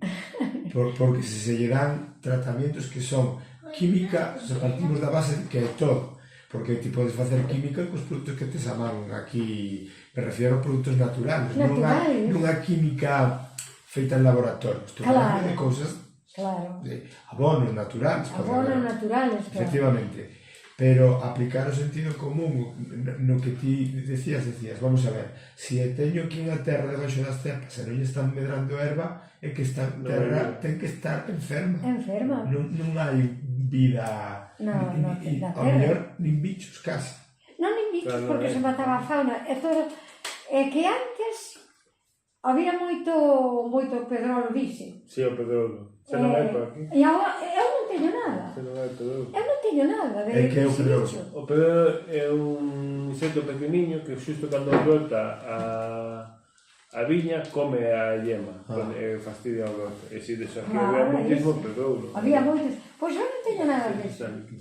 Nada. E que perdes toda a biodiversidade. De feito, se non hai erva, se te seca o terreno, desertizase, non? Desertiza, tal cual. Claro, e incluso a oxigenación da propia terra polas raíces, por todo. Todo eso, perdes biodiversidade. Claro. Ademais, a cepa está vivindo, a cepa é o árbol todo, está vivindo moito mellor que tiña esa erva porque a raíz leva a auga abaixo. Torna o sol, máis. Bueno, eu algunhas veces teño erva Porque por moito que abaixe, porque eu antes dábamos o que de desbrozadora, pero tamén se derramaban moitas cepas. Sí, o mal do filo, de Eso. Entonces agora estamos baixando cos pés, pero a terra sempre quere. A terra nunca quere estar esta parte. É que aquí é moi difícil que todo a mano. É moi difícil. Dá moito traballo. Por iso que isto non é para enriquecerse, pero é cousa que gusta e poder vivir era máis. E logo ten que se pode un poquinho, como está acordando agora, que ti facías insecticidas con ortigas... Sí, agora non, agora é erva sola, porque tanta erva botan que está a estrada sempre de erva. Unha rapaza que fixera un máster en Barcelona me dixo un día aquí, ao principio todo era novo, non? Todo a meterse no ecolóxico todo era novo. Tuve aquí moita xente, bueno, dixo unha rapaza, tú non sei se saben os que están de frente, nadie os abona, nadie, pero eles mesmos se abastecen por poder sobrevivir. Non fai falta que os abonen, porque eles teñen a súa propia medicina para comer. E agora, nos anos que botábamos abono de celta, ecolóxico, non? Que ten que ser ecolóxico. Pero agora non lle botamos nada, as cepas están preciosas. Se regulan elas... Sí, as cepas están preciosas. Home, dá rabia ver andar por medio da erva, dá rabia. Pero... Claro. Tampouco unha produción, hipergrande, claro. Claro, non, porque a cepa só dá o que lle parece. Aparte, unha das cousas que aprendín no podcast anterior é o da terra esclava. E as cepas normalmente eran en terras que non servían para outra cousa, quero dicir. Pero onde temos nós non sirve para nada. Nada máis que para eso. Aí non se dá o morteiro, aí non se dá nada. Aí só son pedras e erva. Xa. Pedras e erva, bancales. O sea que a propia, como decir, a ver, diría, é que non sería a palabra exacta, que seguramente ti a saques enseguida, que a propia, a ver se me ocurre, a cepa ten que é productiva ou rinde mellor porque o terreo non é bo para outras cousas, quero dicir, é unha... A cepa en terrenos pobres dá calidade.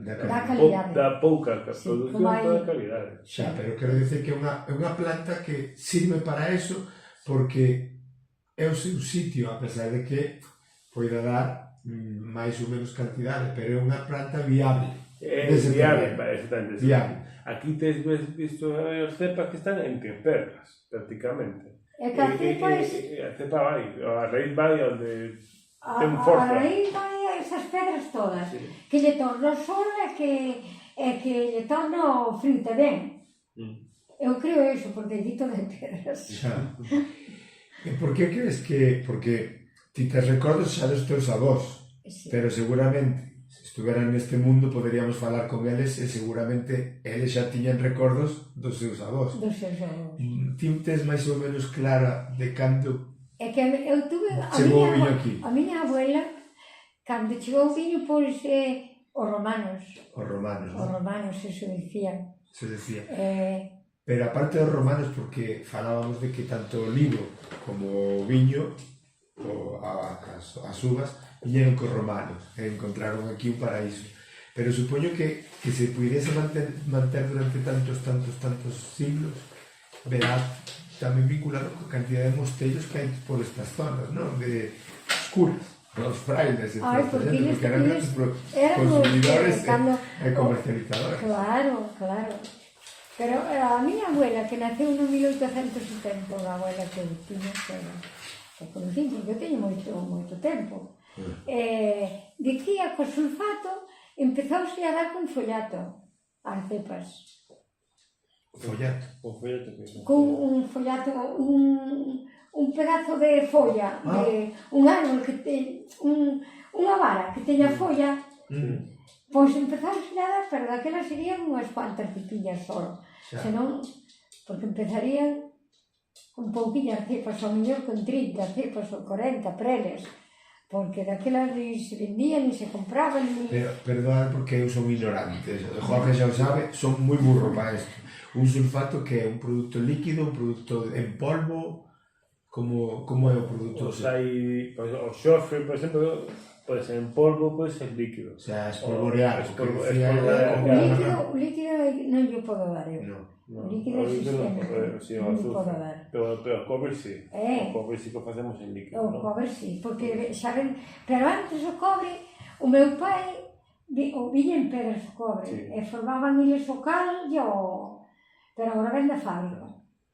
Son cousas distintas, por exemplo, o xofre, que isto dá en polvo, que é moi duro, porque eso te entra nos ollos, reacciona ca humedade, pica...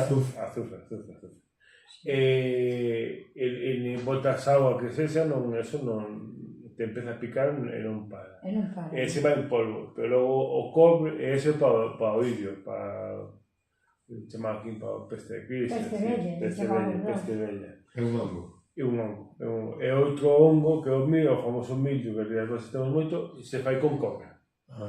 Agora, se compra feito, pero eles collan cal, collan cobre, o encendían ou apagaban, que aí se non chego nunca o fixo. Pois había unhas pipas de madeira, eu recordo do meu pai, unha pipa de madeira e ali lo deixaban toda a noite que se desolvera. E o outro día botabanlle... Pero daquelas as temperaturas eran viña auga cando tiña que vir, viña o frío cando tiña que vir, viña despois o sol, e daban 3 maus ou 4. E os dous que chegades ao acordo que este año foi unha produción de viño de uva baixa, non bo. É polo tempo. É polo tempo. Tal cual, non? É porque está loco. Exactamente. Chove cando ten que chover, fai cando ten que... Chove no mes de junio, como se fora de inverno. Recordas? Sí. Por menos aquí. Como se fora de inverno. Xa. Iso non ten xeito. E logo inverno estás en manga corta pasando o día. Está loco. Estamos de acordo de que hai cambio climático, Esther. Sí, hai cambio. Tiñan, e moitos dicen, non hai eso, pois eu creo que sí. Porque... ven esa auga torrencial. Nunca tuvemos aquí en Galicia horas de calor. Nunca soubo hasta agora. E agora hai horas de calor que cando leva tamén. O godello leva todo. Sí, non? Porque xa é moi sensible, moi delicado. Leva todo. Godello blanco. Godello, sí, godello blanco. Vas inventando. Conseguindo cosas xa. Eu cando traballei aquí fai 15 anos, 14, 15 anos, 2 anos, foi tempo de caralho. E nós cando traballábamos, o frío, os compañeros se levaban moi ben e tal. Agora, a auga, e a pouco menos que empezaba a chover, se paraban, Jorge, a auga non sei o que, tal. Yo estamos a menos 5 grados e a xente traballaba tal. Mira o que nos caeu onte pola noite. O sea... É unha locura. E antes, aquí en Lugo tampouco chovía o que chove agora. Pero ainda, que chove agora, está moi ben. Agora sí, porque que é o tempo da auga. O peor é que esta auga veña de quando me de junio. En junio aquí nunca chovía. Aquí en junio sempre dicía San Xoán, claro, decía os vellos. Claro. Bueno, realmente, volvendo un pouco a esa historia de meterte no tema ecolóxico e tal, unha das cousas que ten que quedar clara da xente que nos escoita é esa... O que agora se fala de innovación, desarrollo e tal, ti fuches pioneira sendo muller no rural, que penso que todavía tes máis... En aqueles tempos, andábamos fomes lá xente. É o que te iba a decir, porque hoxe en día, a pesar de que son necesarias políticas que fagan que a igualdade sexa efectiva entre homens e mulleres... Hombre, somos todos iguales. Exactamente. Eu non estou nin a favor do machismo, nin a favor do feminismo, nin... Non, somos todos iguais. Mira, pero esa é unha trampa que caemos todos. Todos estamos falando de todos, Esther. Si hai que ser feminista, non hai que ser machista. Porque o feminismo, o bo feminismo, busca a igualdade. Sí. O machismo non. É dicir que machismo e feminismo é unha trampiña que nos meteron aí os medios de comunicación e penso que o feminismo busca a igualdade. Sempre hai xente máis radical, como todo, non? Pero o machismo per se, non. O machismo xa busca unha superioridade do home por encima da muller. Ás veces a linguaxe tamén nos ten destas trampas de coller e poñer ao mesmo nivel o feminismo e o machismo e non debería ser así. Pero quero dicir, a igualdade é que a muller respeta o home, o home respeta a muller, pero a muller que respete tamén o home. Claro. É igual, porque tampouco me usou, é que o home ten que ser un cerado á izquierda. Non. Somos todos iguales. Claro.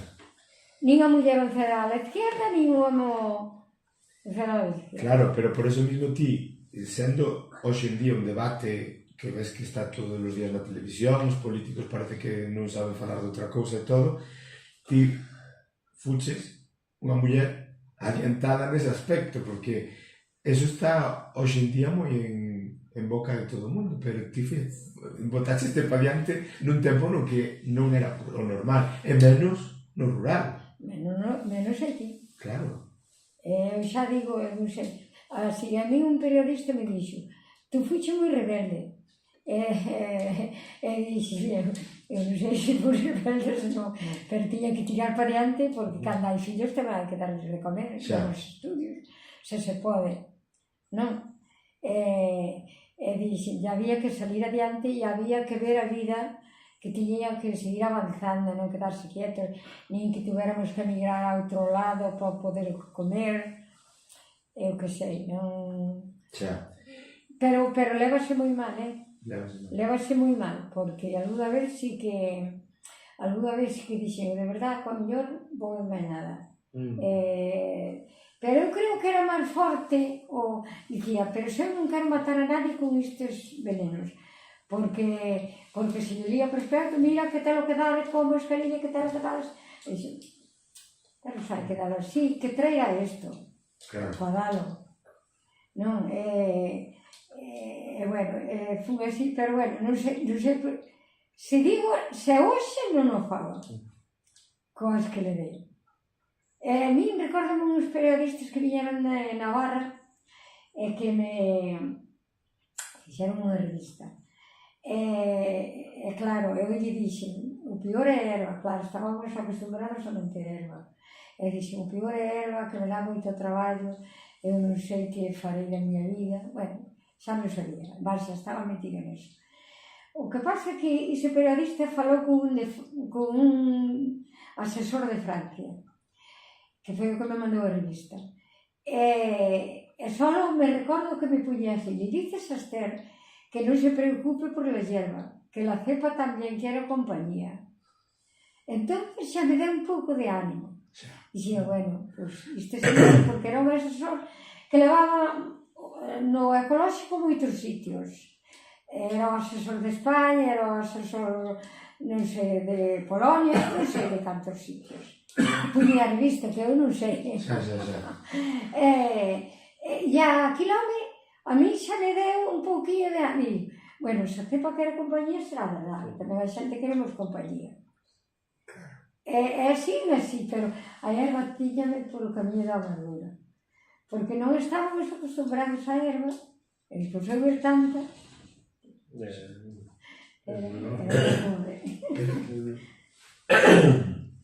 Pero ti cando falas de que hoxe en día non farías porque te encontras nunha situación vital xa máis maior e máis tal, pero ti és de espírito rebelde, por eso te preguntei eu se de pequena eras traviesa ou tal, porque o que ti fixaches ten un punto de travesura e de rebelarte contra o que estaba máis ou menos establecido. Perdón, pero tiña unha irmá que era moi estudiosa. Morreu a pobre. E resulta que eu como gustábame máis xogar á corda, que se xogaba daquelas, eses xoos que había coas rapazas todas, non? E despois, dicía, dime o problema, cando na raíz cuadrada e eso todo, e dicía, mira, non sei que dixo maestra, dime aquí, e ela dicía, por que non escoitaches?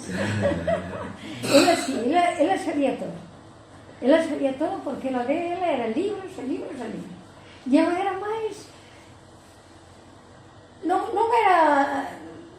Pero porque seguramente non encontraches tampouco cando tiveches que buscar as solucións e ir ao que decías ti, desplazarte a Chantada ou a Monforte ou aos organismos, aí tamén tiveches que ler bastante para saber exactamente onde te movías. Ai, sí.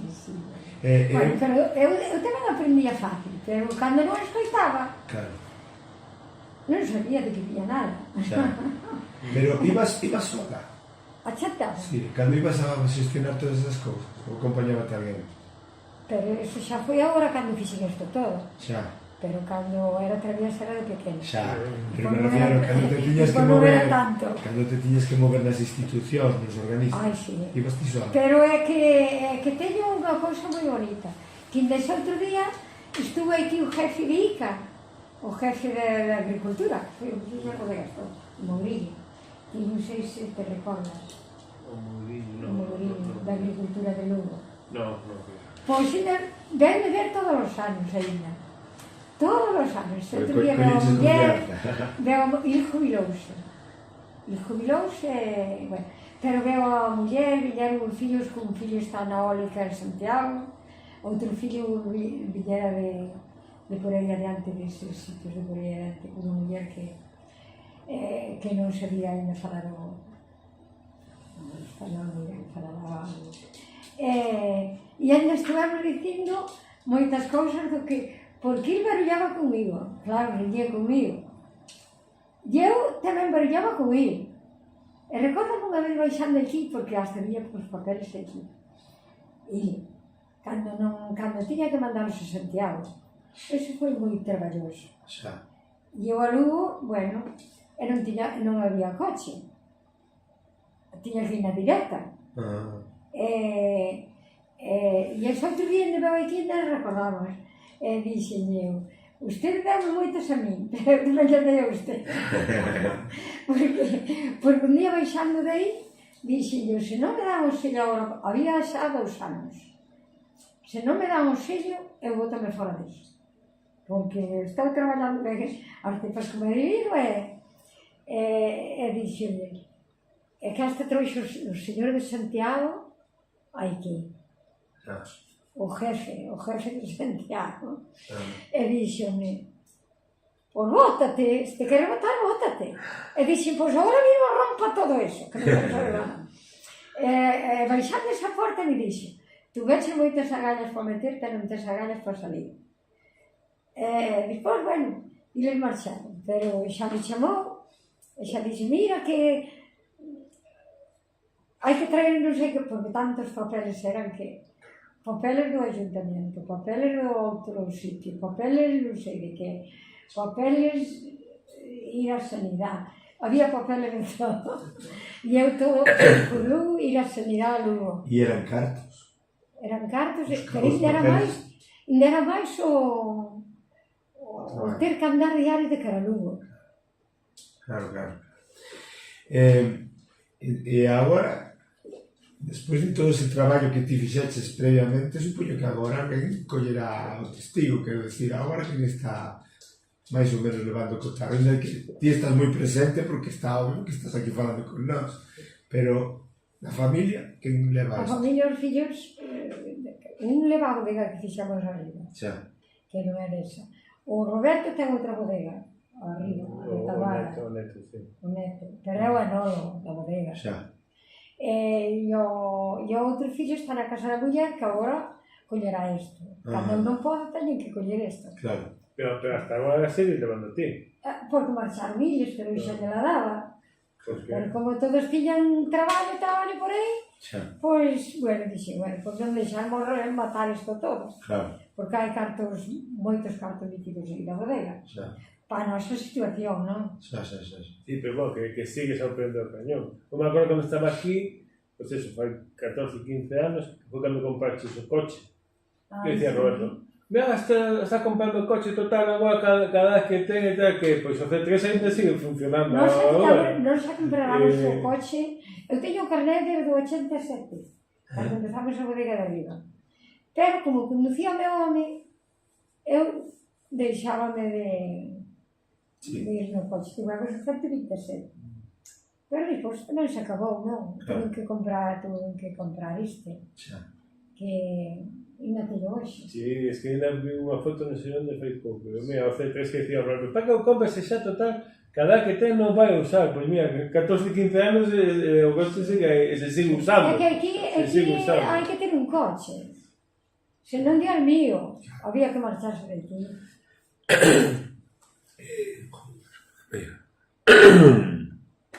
Isto despois... Quero tomar algo? No, xa me dixo Alba e, bueno, que penso que isto non ten solución. Tamén é ben triste. Bueno, pero bueno, intentarei que dentro do audio se escoite o menos posible todas estas toses, porque isto é... O problema é que cando se mete ese galliño aí, non me deixa a voz. Sí. A verdade, teño estado moi mala de garganta. Claro. Pensas que sería bo que houbera máis xente que tuvera esa iniciativa de vir aquí, montar as súas propias viñas e poder traballar? Supoño que unha viña, se non está, se o mellor está a monte ou cousas dese estilo, é factible recuperala. Non, é duro. É duro. Sí, hai que empezar. Dime, agora cando ven unha cousa que me dá moita tristeza aquí da Ribeira Sacra é ti ves ladeiras con viña ou traballas e ves outras a monte. Pero, por exemplo, agora cando vi... Bueno, iba moi atento a carretera que non era doado. Pero se ti miras para o lado, había bancais. Esas viñas antes estaban traballadas. Entón, ti ves agora de frente, ves monte, pero realmente está todo traballado. Xa. Entón, unha pena que todo eso se perde. E non que unha vez perdida, hai que empezar de cero. Hai que cortar todo e empezar de cero. Esas cepas non valen. Eso non vale. A ceta é primeiro que se perde. Claro. Hai que podala, mas ben a poda. Outras para non penso que a cepa é unha enredadera. Nós facemos enredadera, non, perdón. Sí, enredadera. Cantos porches non haberán casas con todo o seu de... É da familia.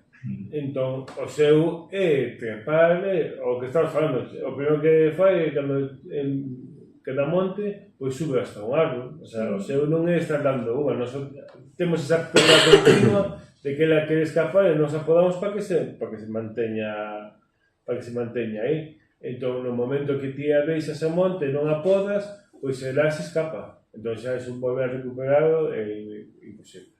Hai que empezar desde cero.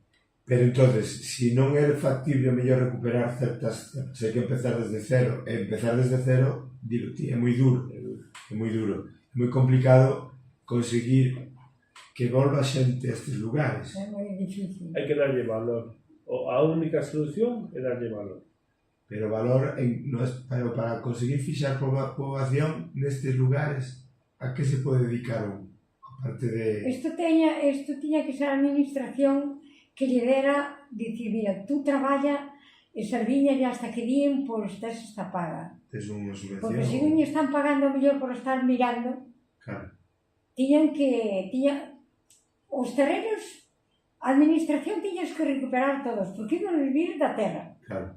Non queda outra. Eu non quero dicir aquí, pero hai sitios que tamén se mete fácil unha pala. E hoxe unha pala tamén se mete por calquer sitio. Sí. Coas carreteras. Pero iso ten que ser a administración porque hasta 5 ou 6 anos non iba a dar eso. Ou 7. E a xente que ven a traballar necesita comer. Necesita vivir, claro. Necesita vivir. E tiña que ser a administración que puñera. Claro, que seguramente tendo esa facilidade habería moita xente con ganas de virse para... Outro día estamos falando do debate que iban facer a Ribeira Sacra Patrimonio da Humanidade, con a UNESCO e tal. E cada un dos puntos que falaban, claro, que se ten que... Unha cosa que pide a UNESCO é que tens que mantelo. Xa. Claro, aquí o tema é que unha viña deste, outra viña do veciño, como faz para que se manteña? Pois eso é inversión. Está claro, bueno, aquí, por exemplo, en Galicia parece que o goberno da Xunta sí que como que quere facelo. Eu penso que máis polo nome que por manter, pero ten que ser tamén en Madrid, ten que ser eso, as administracións ten que apostar por eso. Claro, eso, entonces sí que se recuperaba, porque a verdad que aquí é moi malo de traballar todo, pero un viño non hai mellor. Non hai mellor, claro. Non hai mellor. Nos o Venres viñeron, bueno, están que foi un proxecto, e viñeron do Priorat a explicar o que habían feito no Priorat, que foi un tema de que toda DO vaya por parcelas, por povos, facer unha identificación, e que vaya o viño identificado de que povo é, de que parcela, bueno, facer un traballo de pôr en valor. O Priorat é moi parecido a isto. En os 80 estaba peor que isto, pero fixeron moi ben. O meter en valor, hoy en día unha botella do Priorat vale 80 euros. Eu cando fui a visitar aquelo, claro, nós temos isto, coño, nós isto temos en Galicia, pero encima, ainda por riba é verde, que é moito máis bonito. Pero claro, unha crítica está en que ti escoitabas ali os que viñeron do Priorat, que non me saben os nomes agora, por exemplo, o presidente do Consello do Priorat, cada vez que dicía unha frase, era para levantarse e aplaudir. E o fixeron moi ben. E aquí non nos implicamos. Non, aquí non tiran nada por isto. E aquí se recuperou algunha viña e están quedando outra vez. A mí, por exemplo, dixe unha frase moi boa que me quedou grabada, que nós cando votamos nos 80 ou principios dos 90, nos 80, para o tema de facer a DO no Priorat e potencial, cando nadie apostaba por o Priorat, hoxe en día é o máis coñecido. Cal é a aposta? Podemos facer dúas cosas. Facer unha terra forte con moitas adegas pequenas, ou queremos 4 adegas grandes e unha terra que viva para darlle esas 4 adegas. Eles apostaban por facer unha terra forte. Pois isto é o que hai que facer aquí. Hai que temos, a calidade a temos. Hai que darlle valor. Hai que darlle valor. Non sei se pode falar, eu viña a hostelería, como unha botella de Ribera que vai valer máis que un Rioja, hasta que ven aquí o coñecín, e logo ves a calidade cando o faz ben. Pois hai que facer ben as cousas, e logo sabe que pasa, que estas inversións son moi fortes, ou tens moitos cartos, ou ten que ser administracións que ten que ser administracións, senón non se dá fora, non se dá. Claro, e tamén as aldeas tiñan que ser un pouquinho, porque aquí veñen a facer casas, queren máis casas aínda todo. Pero traballar non queren. Claro. Non é só vir a facer a casa. Non é só vir. Compre que teñan uns terrenos, un cun pouco e outro con 8, faz. É que metan carreteras aos sitios, mortificarse. Coas carreteras, todo se faz. Porque hoxe unha pala fai de todo. Claro. É moito máis fácil chegar, non hai que pelear tanto. Culebreando. Aquí hai moitas viñas, hai moitas que te digan que se segundo man, pero tamén eso, a unha pala pequeniña, se te fai uns carreiros, se te fai un poquinho para que sea mínimamente viable. Temos o exemplo no Priorat, eso é moi rentable. Pero penso que será moi difícil coller e convencer a xente que o mellor, como eu, que habitualmente me habituei a vivir nun entorno urbano moi cómodo para moitas cousas, facer que esa xente volva a lugares como estes, por exemplo, nos teus fillos ou netos están acostumbrados e teñen ese punto, non?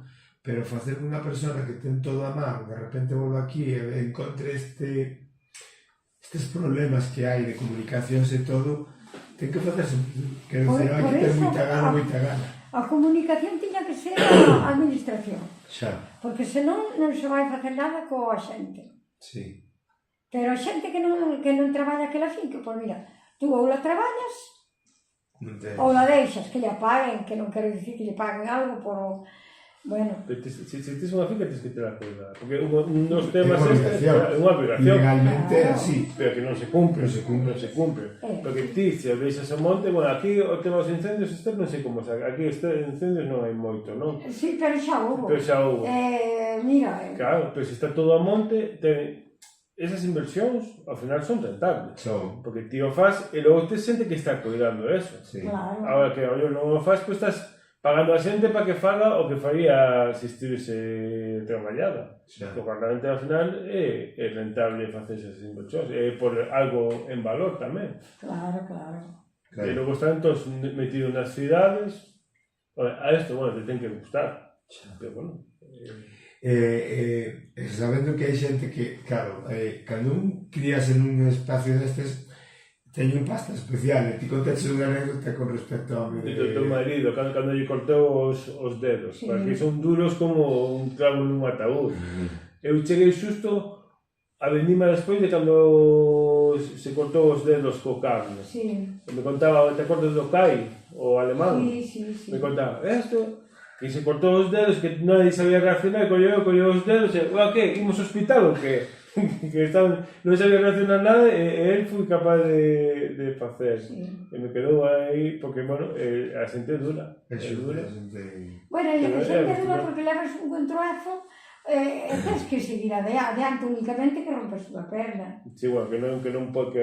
Que non podas, pero que se levan moitos controazos, non é andando por aí.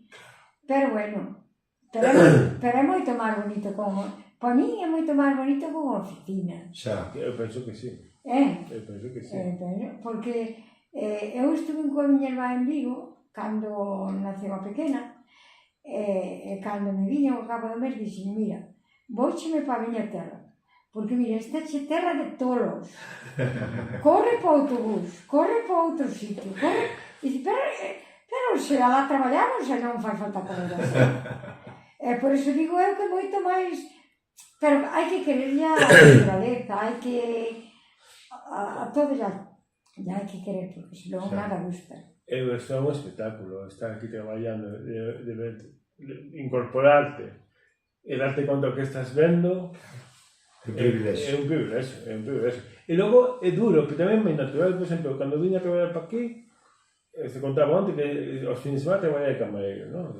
Ribera Sacra, heroica, non sei que. Eu non viña do campo, que eu, o Roberto traballaba 12 horas e dormía 12. Pois non, era super cansado, non estaba acostumbrado a facer isto. En cambio, eu que na espalda teño daquela maneira, eu aquí traballaba, vale, dormía moito que estaba cansado. Pero eu chegaba o fin de semana iba a traballar de camareiro e a espalda me reventaba. Porque isto... É saúde, é duro, pero é saúde. A mellor estás nunha fábrica facendo o mesmo gesto 8 horas, pois é moito peor, penso eu. Pero mira, é duro, sabe? Agora non é tan duro, máis duro é o sulfato, o sulfato é o máis duro. Pero hoxe xa se dá tamén con máquinas. Que... Por iso digo eu que ainda cumprían máis carreteras. Donde entras esa máquina, non importa. Dar o sulfato tamén, non eu hoxe, se non fora a perna. Porque coller esa boquilla e ir dando o sulfato por aí non é traballo. O peor é carretar o lombo, como antes. Se houbera un terreno político. Cada paso máis. Se houbera un terreno. O mellor é porque non temos estufa de tempo. Non sei, eu sei. Poñémola. Non, agora xa, por mí non... Pero podémola coller antes. Bueno, agora xa está. Tampouco vamos a arranxar nada, porque ademais xa se notou durante todo. Onde estivemos falando moito tamén, xa... Por exemplo, estaba claro que a cousa... Pero con mel é... Seguro, pero... Agora xa tarde. Agora tarde, bueno, pero de todas as maneiras, algo hai que facer. Algo hai, e moitas veces tomamos medicinas sin sentido, pero bueno. Mellor cousas caseras, bueno, se non pasa hai que acudir a... Xa, eso é logo. Está claro. Eu tamén non son desas que vai pasar todo co da casa. Bueno, pero é certo que se non hai fiebre nin hai nada, pois tampouco hai que poñerse moi... Non hai que tomar moito deso. Efectivamente. Pero o que che vai dicir é que precisamente o sulfato é duro en calquera circunstancia, pero nestes terrenos todavía máis porque hai que subir e baixar con el o lomo como distí, non? Entonces faise moito máis difícil ese traballo e ao final ti os achaques que tes, por exemplo, da perna, ben vinculado con este terreo ou é unha cuestión xa de que... Iso ben vinculado que teño moitos anos que cheguei... Pero rompiches pés, porque coiteche decir que ti, por traballar nestes terrenos, o pé rompiche máis dunha vez e dúas, non? Non. Non rompiche nunca un tobillo, nin torceche un tobillo? Nunca rompí nada. Nada. Sabe cando loquei un pé? O subir a Guilleta de Orense. Ah, sí? O subir, caída. Estaba na acera e quixen baixar, pensei que era llano, e torcino, caí encima do... foi cando me loquei. Pero nunca rompí nada. O que pasa é que esta perna acabouseme. Xa. Non, acabouseme a rodilla. Artrose. Claro. E teño que facer algo. Pois eu tamén teño 46 anos e teño artrose nunha rodilla, o sea que así mellor que eu. Pero nunca rompí un brazo nin nada por aí. Bueno, algunhas veces a cabeza. Xa. Porque daba contra unha parede, facía un pote, eso, pero si roto nunca. Bueno, a verdade é que iba a coller ler aquí os premios que tes. O que pasa é que, como lle dicía eu a Jorge, ti eres unha muller que, a pesar de que o que pode parecer nestes tempos tan tecnolóxicos, beneficiante porque a xente coñece, buscas ter teijeiro e sale un montón de información túa en internet. Bueno, eu que quero que me busquen tamén o viño, porque... Obviamente, é unha forma, non? Claro, é unha forma. Claro. Non podemos dicir o que non é. Claro.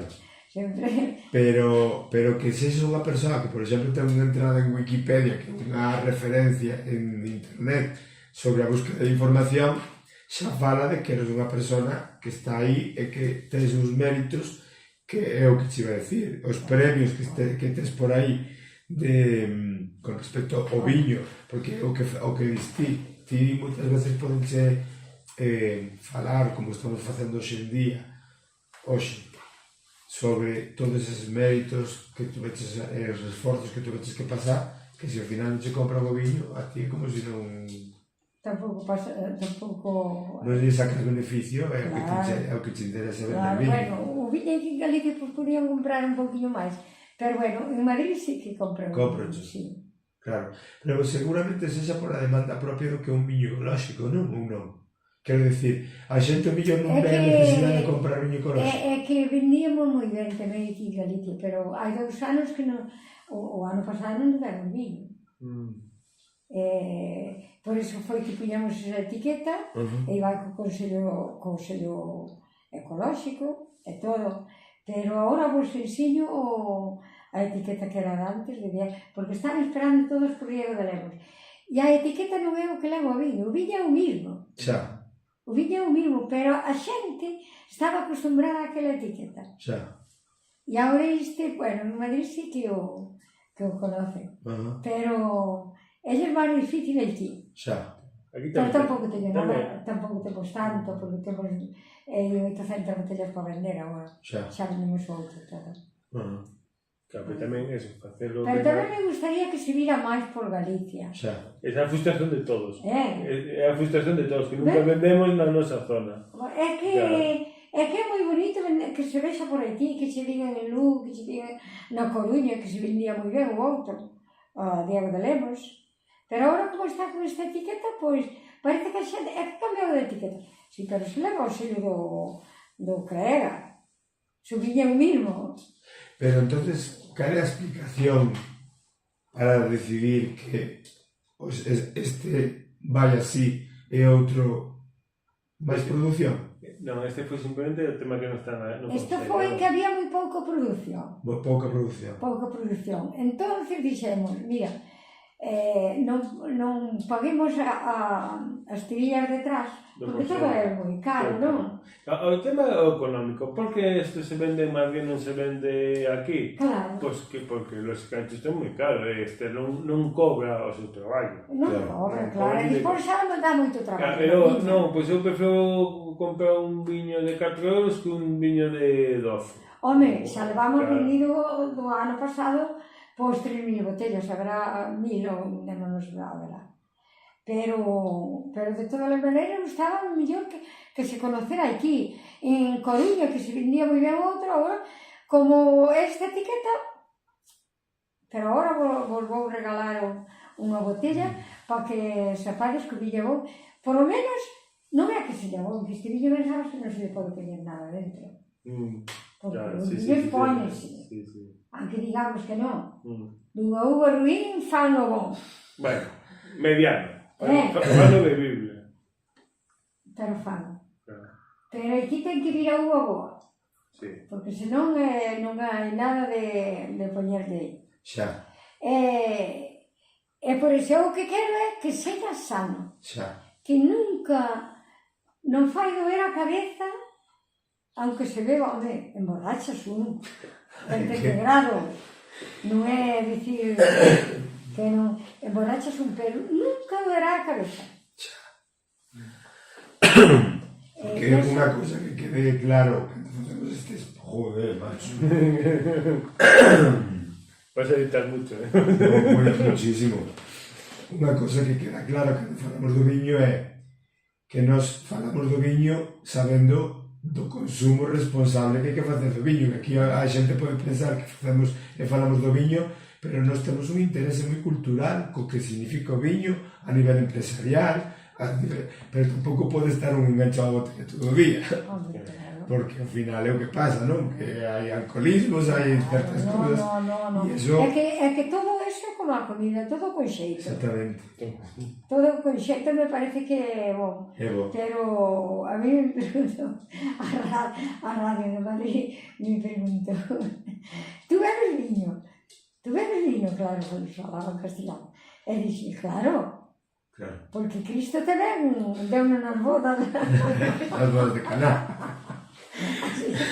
E dixo que era... Porque o viño, ao principio, eu creo que era un alimento. Xa. Pero claro, a xente pásase a moito viño. Claro. Eso, pero esa é a comida tamén. A comida, moita comida tamén é mala. Hombre, ok. Digo eu que non entendo. Abusar de todo. Pero abusar é malo. De todo, claro. Claro. Pero bueno, eso, facer un viño... Outro día ten esa falada. Un viño barato ten que ser bo. O fan bo. Fano bo. Ten que estar redondo. Fano con sabor. Con sabor. Pero un viño bo ten que ter personal. Un viño ben feito ten que ter personalidade. A ver, incluso un... E ten que ser solo sin viña uva. Tal cual. E non todos os anos é igual. Justo. Non facemos Coca-Cola, facemos algo distinto. Algo distinto, claro. Incluso ten que ter algún... Eso, dentro de características, algún defectiño, alguna cousiña particular, pero se os viños bons veñen feitos da uva. Claro. E eso hai que pagarlo. Claro. Pero o que iba a decir, hai xente que pode buscar en internet todos estes premios. Ai, claro que me costa falar. Cada vez é peor. Bueno, seguramente teníamos que facer máis corto porque non me dá. Pero facemos aquí algo se quer. Si, bueno, despois o mellor trago algo quente porque isto senón non hai de maneira. Pero a xente se quere pode buscar os premios que tes, pero eu quería preguntarche, dentro de todos estes premios, aparte do recoñecemento, implicaba tamén algún tipo de premio económico que fixera... Solo con tema económico. Despois de ter, por lo menos, entre o viña máis certo de usted 25. Claro. Pero económico, só teño 3.000 euros, que me deron nos Reyes Católicos, aí, os de Santiago. Os de Santiago. Sí, solo eso. O sea, o resto simplemente é unha medalliña, unha cousa que poñeron en Bueno, teño estantería. o Villo de Ogro, aquí de Chantada. Xa. que me deron. Teño tamén unha mesa redonda en Lugo ao principio, tamén teño unha cousinha de que le poñer na chaqueta tamén. Bueno, si na chaqueta teño moitos, que tamén de ouro. Eu por reconocendo, mira, dicía antes, se eu nunca saí de Pincelo, en cambio mía toda a xente que vive a Pincelo por ela. Claro. Entón o reconocendo tamén é grande, non? Está... Pois gracias a toda esa xente que vive con vos ollos, gracias a ustedes todos que venen aquí por verlo a mí, porque eu son... Ese outro día me dicía un da televisión, me dicía, tú eres moi humilde. Dije, porque non quixen ir á televisión a Santiago, me invitaron, pero non quixetes. Pa que se non son de televisión. Camaradas, que yo non é unha experiencia de vivir. Bueno, veo o día da miña dixe eu son como son, como nací, donde vivo, sei de donde veño, e sei a donde vou, me parece que son unha muller que traballei por necesidade moitas veces e nada máis. Pero dos premios que tes, de cales te sintes máis orgullosos? Dos que recibiu o viño ou de eses premios que che deron por muller emprendedora, muller rural, muller botada para adiante? A ti cal te enche máis? O do viño, seguramente. Claro. Porque o da muller, ao final, é como que premiante por a túa condición de muller. E ti querías que se recoñece o teu traballo, que o teu traballo é o viño. É o viño. Claro. É que eu lle dixen outro día á radio, me gustaría que este viño, que vai sin produtos químicos, que o tomara a xente de boa voluntad. Que nunca lle fará mal, e que me gustaría que este viño se conocera. E a xente, ao conocerse este viño, e que o viño anduvera por todos os sitios, pois tamén a xente se metería máis en traballar as viñas así como hai que traballaras. Pode transmitilo, hai que transmitilo para que... Hai que transmitilo, claro que sí. Claro.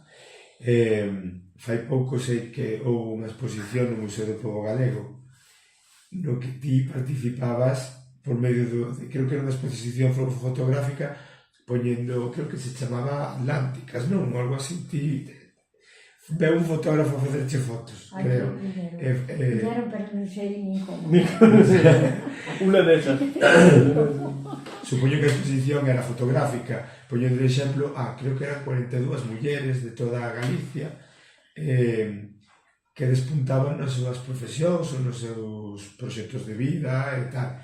E ti eras unha desas persoas. A ti eso, supoño que eso de ser modelo, ainda que sexa con objetivo bonito, porque era poñer en valor o traballo de tantas mulleres. Eso disfrútalo, non? Quero dicir, a ti faiche... Non me importa ser modelo, non. Non lle das mérito. Eu son quen son e nada máis. Xa. Eu non son unha actriz. Xa. Eu non son unha muller que teña moitos cartos. Eu non son unha muller que vivo ben. Porque me chego que... Eu creo que non é máis feliz o que moito tens ou o que menos necesita. Claro. Creo eso. Eu son esa muller, pero eu porque me poño lá... Que me gusta, sí. Que me gusta, pois mira, esta muller que fixe este viño que non é nada, que me parece que non é nada malo, porque malo non é. Gustará máis, gustará menos, porque non vai gustar a todos. Claro. Eso con todas as cousas. Por bon que seña unha cousa, a mellor non gusta. Pero bueno... E cousas que son malas que gustan moito. Que gustan moito. Ese é o problema. Ese é o problema. Ese é o que dicíamos outro día, hai cousas que se comen por aí, unhas cousas, unhas tonterías que saben tan ricas e sabe Dios o que levan. E eres capaz de entreterte, tes algún tipo de pasatempo fora da viña? Ou teu esta... Teño aquí moito. Tes? Sí. Fora de aquí non. Eu teño unha sobrinha médica en Madrid. E ela me dice, Tía, vente para que veu iso outro día, ainda aquí, está casada con un médico, iso outro día non, que xa hai un mes. Pero bueno, como hai pouco, por eso. E tía, dixi, eu en Madrid non quero estar nin por nada. E aí pelean na calle, aí están matando unha muller, non dicen nada, pasan dela, danlle pa... Eu non sei, aquí, hombre, non sei a que poderemos chegar, porque aquí tamén miran delincuentes, sabe Dios. Non, pero de momento que nos falamos con todos, que imos ás viñas, conocemos todas as viñas, é outra cousa, me parece. Pero ti, vamos a ver, sínteste querida por toda a xente de Pincelo, non sei cantos sodes poucos. Somos, sí. Sodes vos só. Sempre hai alguén que se llama máis rebelde, que che gusta menos ou máis, pero non. E aquí falábanos todos, e temos as viñas, ese trociño de viñas que onde temos as nosas. Pois veñen de Chantada, conocémonos, eu vou a Chantada, falame todo o mundo. Claro. Todo o mundo de Chantada me fala. Pero non son unha muller porque cando quería o mellor viaxar, non pude. E agora non quero. Non me gusta. Pero non saliches nunca. Non, fui a Asturias, Asturias. fui a Vigo, fui a Coruña. Estuve en Coruña 8 días con un irmán que tía ali, o irmán Marbella. Sí. Nada máis. Jolín. Eu podía ir, eu teño tuve un irmán en Venezuela, ainda teño. Eles tamén, porque a filla tamén é médico. Porque esa é unha historia. E se irmán meu está en Venezuela, a filla é médico. E a neta é que está en Madrid de médico, porque se escapou de Venezuela. E eu digo sobrinha porque digo, mira, sobrinha é tua mãe. E dice, yo tamén soy sobrina de un rapaz. E digo, pues, que seña sobrinha la verdad.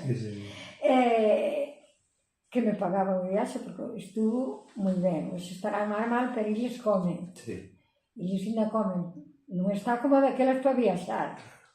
Pero que me pagaban todo para que fora, canto me pediron que fora. E eu non quixen. Parece mentira que queiras que veña moita xente, pero ti non vas a ningún lado. Non vas como... Eu non vou. Non sei que máis podemos decir, porque eu falo que é imposible. Eu digo que non foi nada. É imposible. Bueno, yo lo único, bueno, ya es onde estamos, que aparte de facer o que facía, eu me acordo que facía as meles tamén, e logo te sentaba ao restaurante. Que iba a viña pola mañán, e logo viña aquí atrás a xente de comer. Tuvemos moita xente, moita.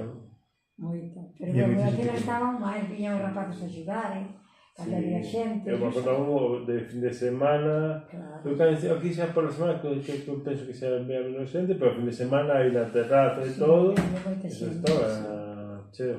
Tuvemos moita xente. Ainda hoxe, iso outro día que lle volveu o Camilo, iso outro día que lle levo de comer a rapazoito que viñan sempre de Lugo. Aquí veo o que estaba, non sei, que trouxe escolta. Ise que ainda colleron cousas malas do banco, que era de aquí de Chantada. Mario Conde.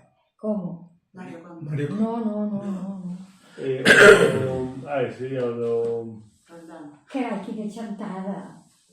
O pai. Porque veu por o pai, a trouxe a muller, que trouxeron escolta por esa 20 anos. Xa. Daquelas... Non me acordo. Pero Mario Conde, non? Non era Mario Conde. Outro que o colleron non sei en que con... Pero non sería este o que era... Es que eu non me acordo. De Galicia. Pero non era galego, carai. O de... Eso se me dijo a mí, Roldán. No, o de... Joder, que estaba como a andar. O de Non Bankia. estuveron no Banco Bilbao de Vizcaya. Que estuvo no Banco? Rato, no, en Vizcaya. En Sí. Vizcaya, bueno, en Vizcaya. Está pensando en Rodrigo Rato, pero Rodrigo Rato No. Rodrigo Rato non é. No, ele era de aquí, bueno, o pai era de aquí, porque eu por o pai era de aí de Chantada. E viña, bueno, que lle fixera unha tortilla case todos os días, e que moitos días dicía que non estabas, non? Tamén deu o fillo e a muller, cando así traía solta. Eu me acordo aquí, das últimas épocas que estive, que é un sitio que isto engancha, que vía un amigo teu, xoven, que viña de Coruña, que o tío tiña que ir ben aos negocios, mas non como se chama, que viña con un Audi esto deportivo e tal. Aí se abogado, ainda ben. Viña de Coruña, e viña a axudar, era abogado, e viña o fin de semana aquí a axudar a este por placer. Sí. Axudar, e le gusta moita a natación, no? Son 3 irmãos abogadas. Pois xa ainda me chamou antes. Sí, é moi bom. Un día chamou me dice, Esther, non me podías facer unha tortilla? Estaba na playa da Cova, estaba aí a rapata, non? E dixen, ai, Kiko, non sei se che poderei, que hai tanta xente non che podo facer. E dixo, bueno, pois, veu il e comemos a tortilla a 1 da mañá, porque il axudoume a atender a outra xente. Pero, bueno, eso foi hai moito tempo, porque... Pero é bonito eso, É moi bonito. É moi bonito, sí, é moi bonito, sí. Tú tens de que hacer doblaje. E que veu comer moitas veces Oveira. Sí. Oveira e a muller. Sí. Con xente que traía, non sei que. Xa. Cociñabas ti? Sí. Cociñaba, servía... Pero todo cousas de aquí. Xa. Como cocidos de aquí, con todo de aquí. Claro. Polos de aquí que os teño, bueno, agora non os teño que xa acabei, pero ecolóxicos, que andan en Vas sueltos. o produto fora bo, e o toque personal xa estaba, non? Era por o produto. E sabes que estás comendo aquí, sabes que o vea claro dela. E despois vou trago carne ecolóxica, Xa. porque hoxe hai de todo, Xa. se quere pagar. Non podo coa voz. Vamos parar. Bueno, pues nada. Gracias, e vou che pedir un favor.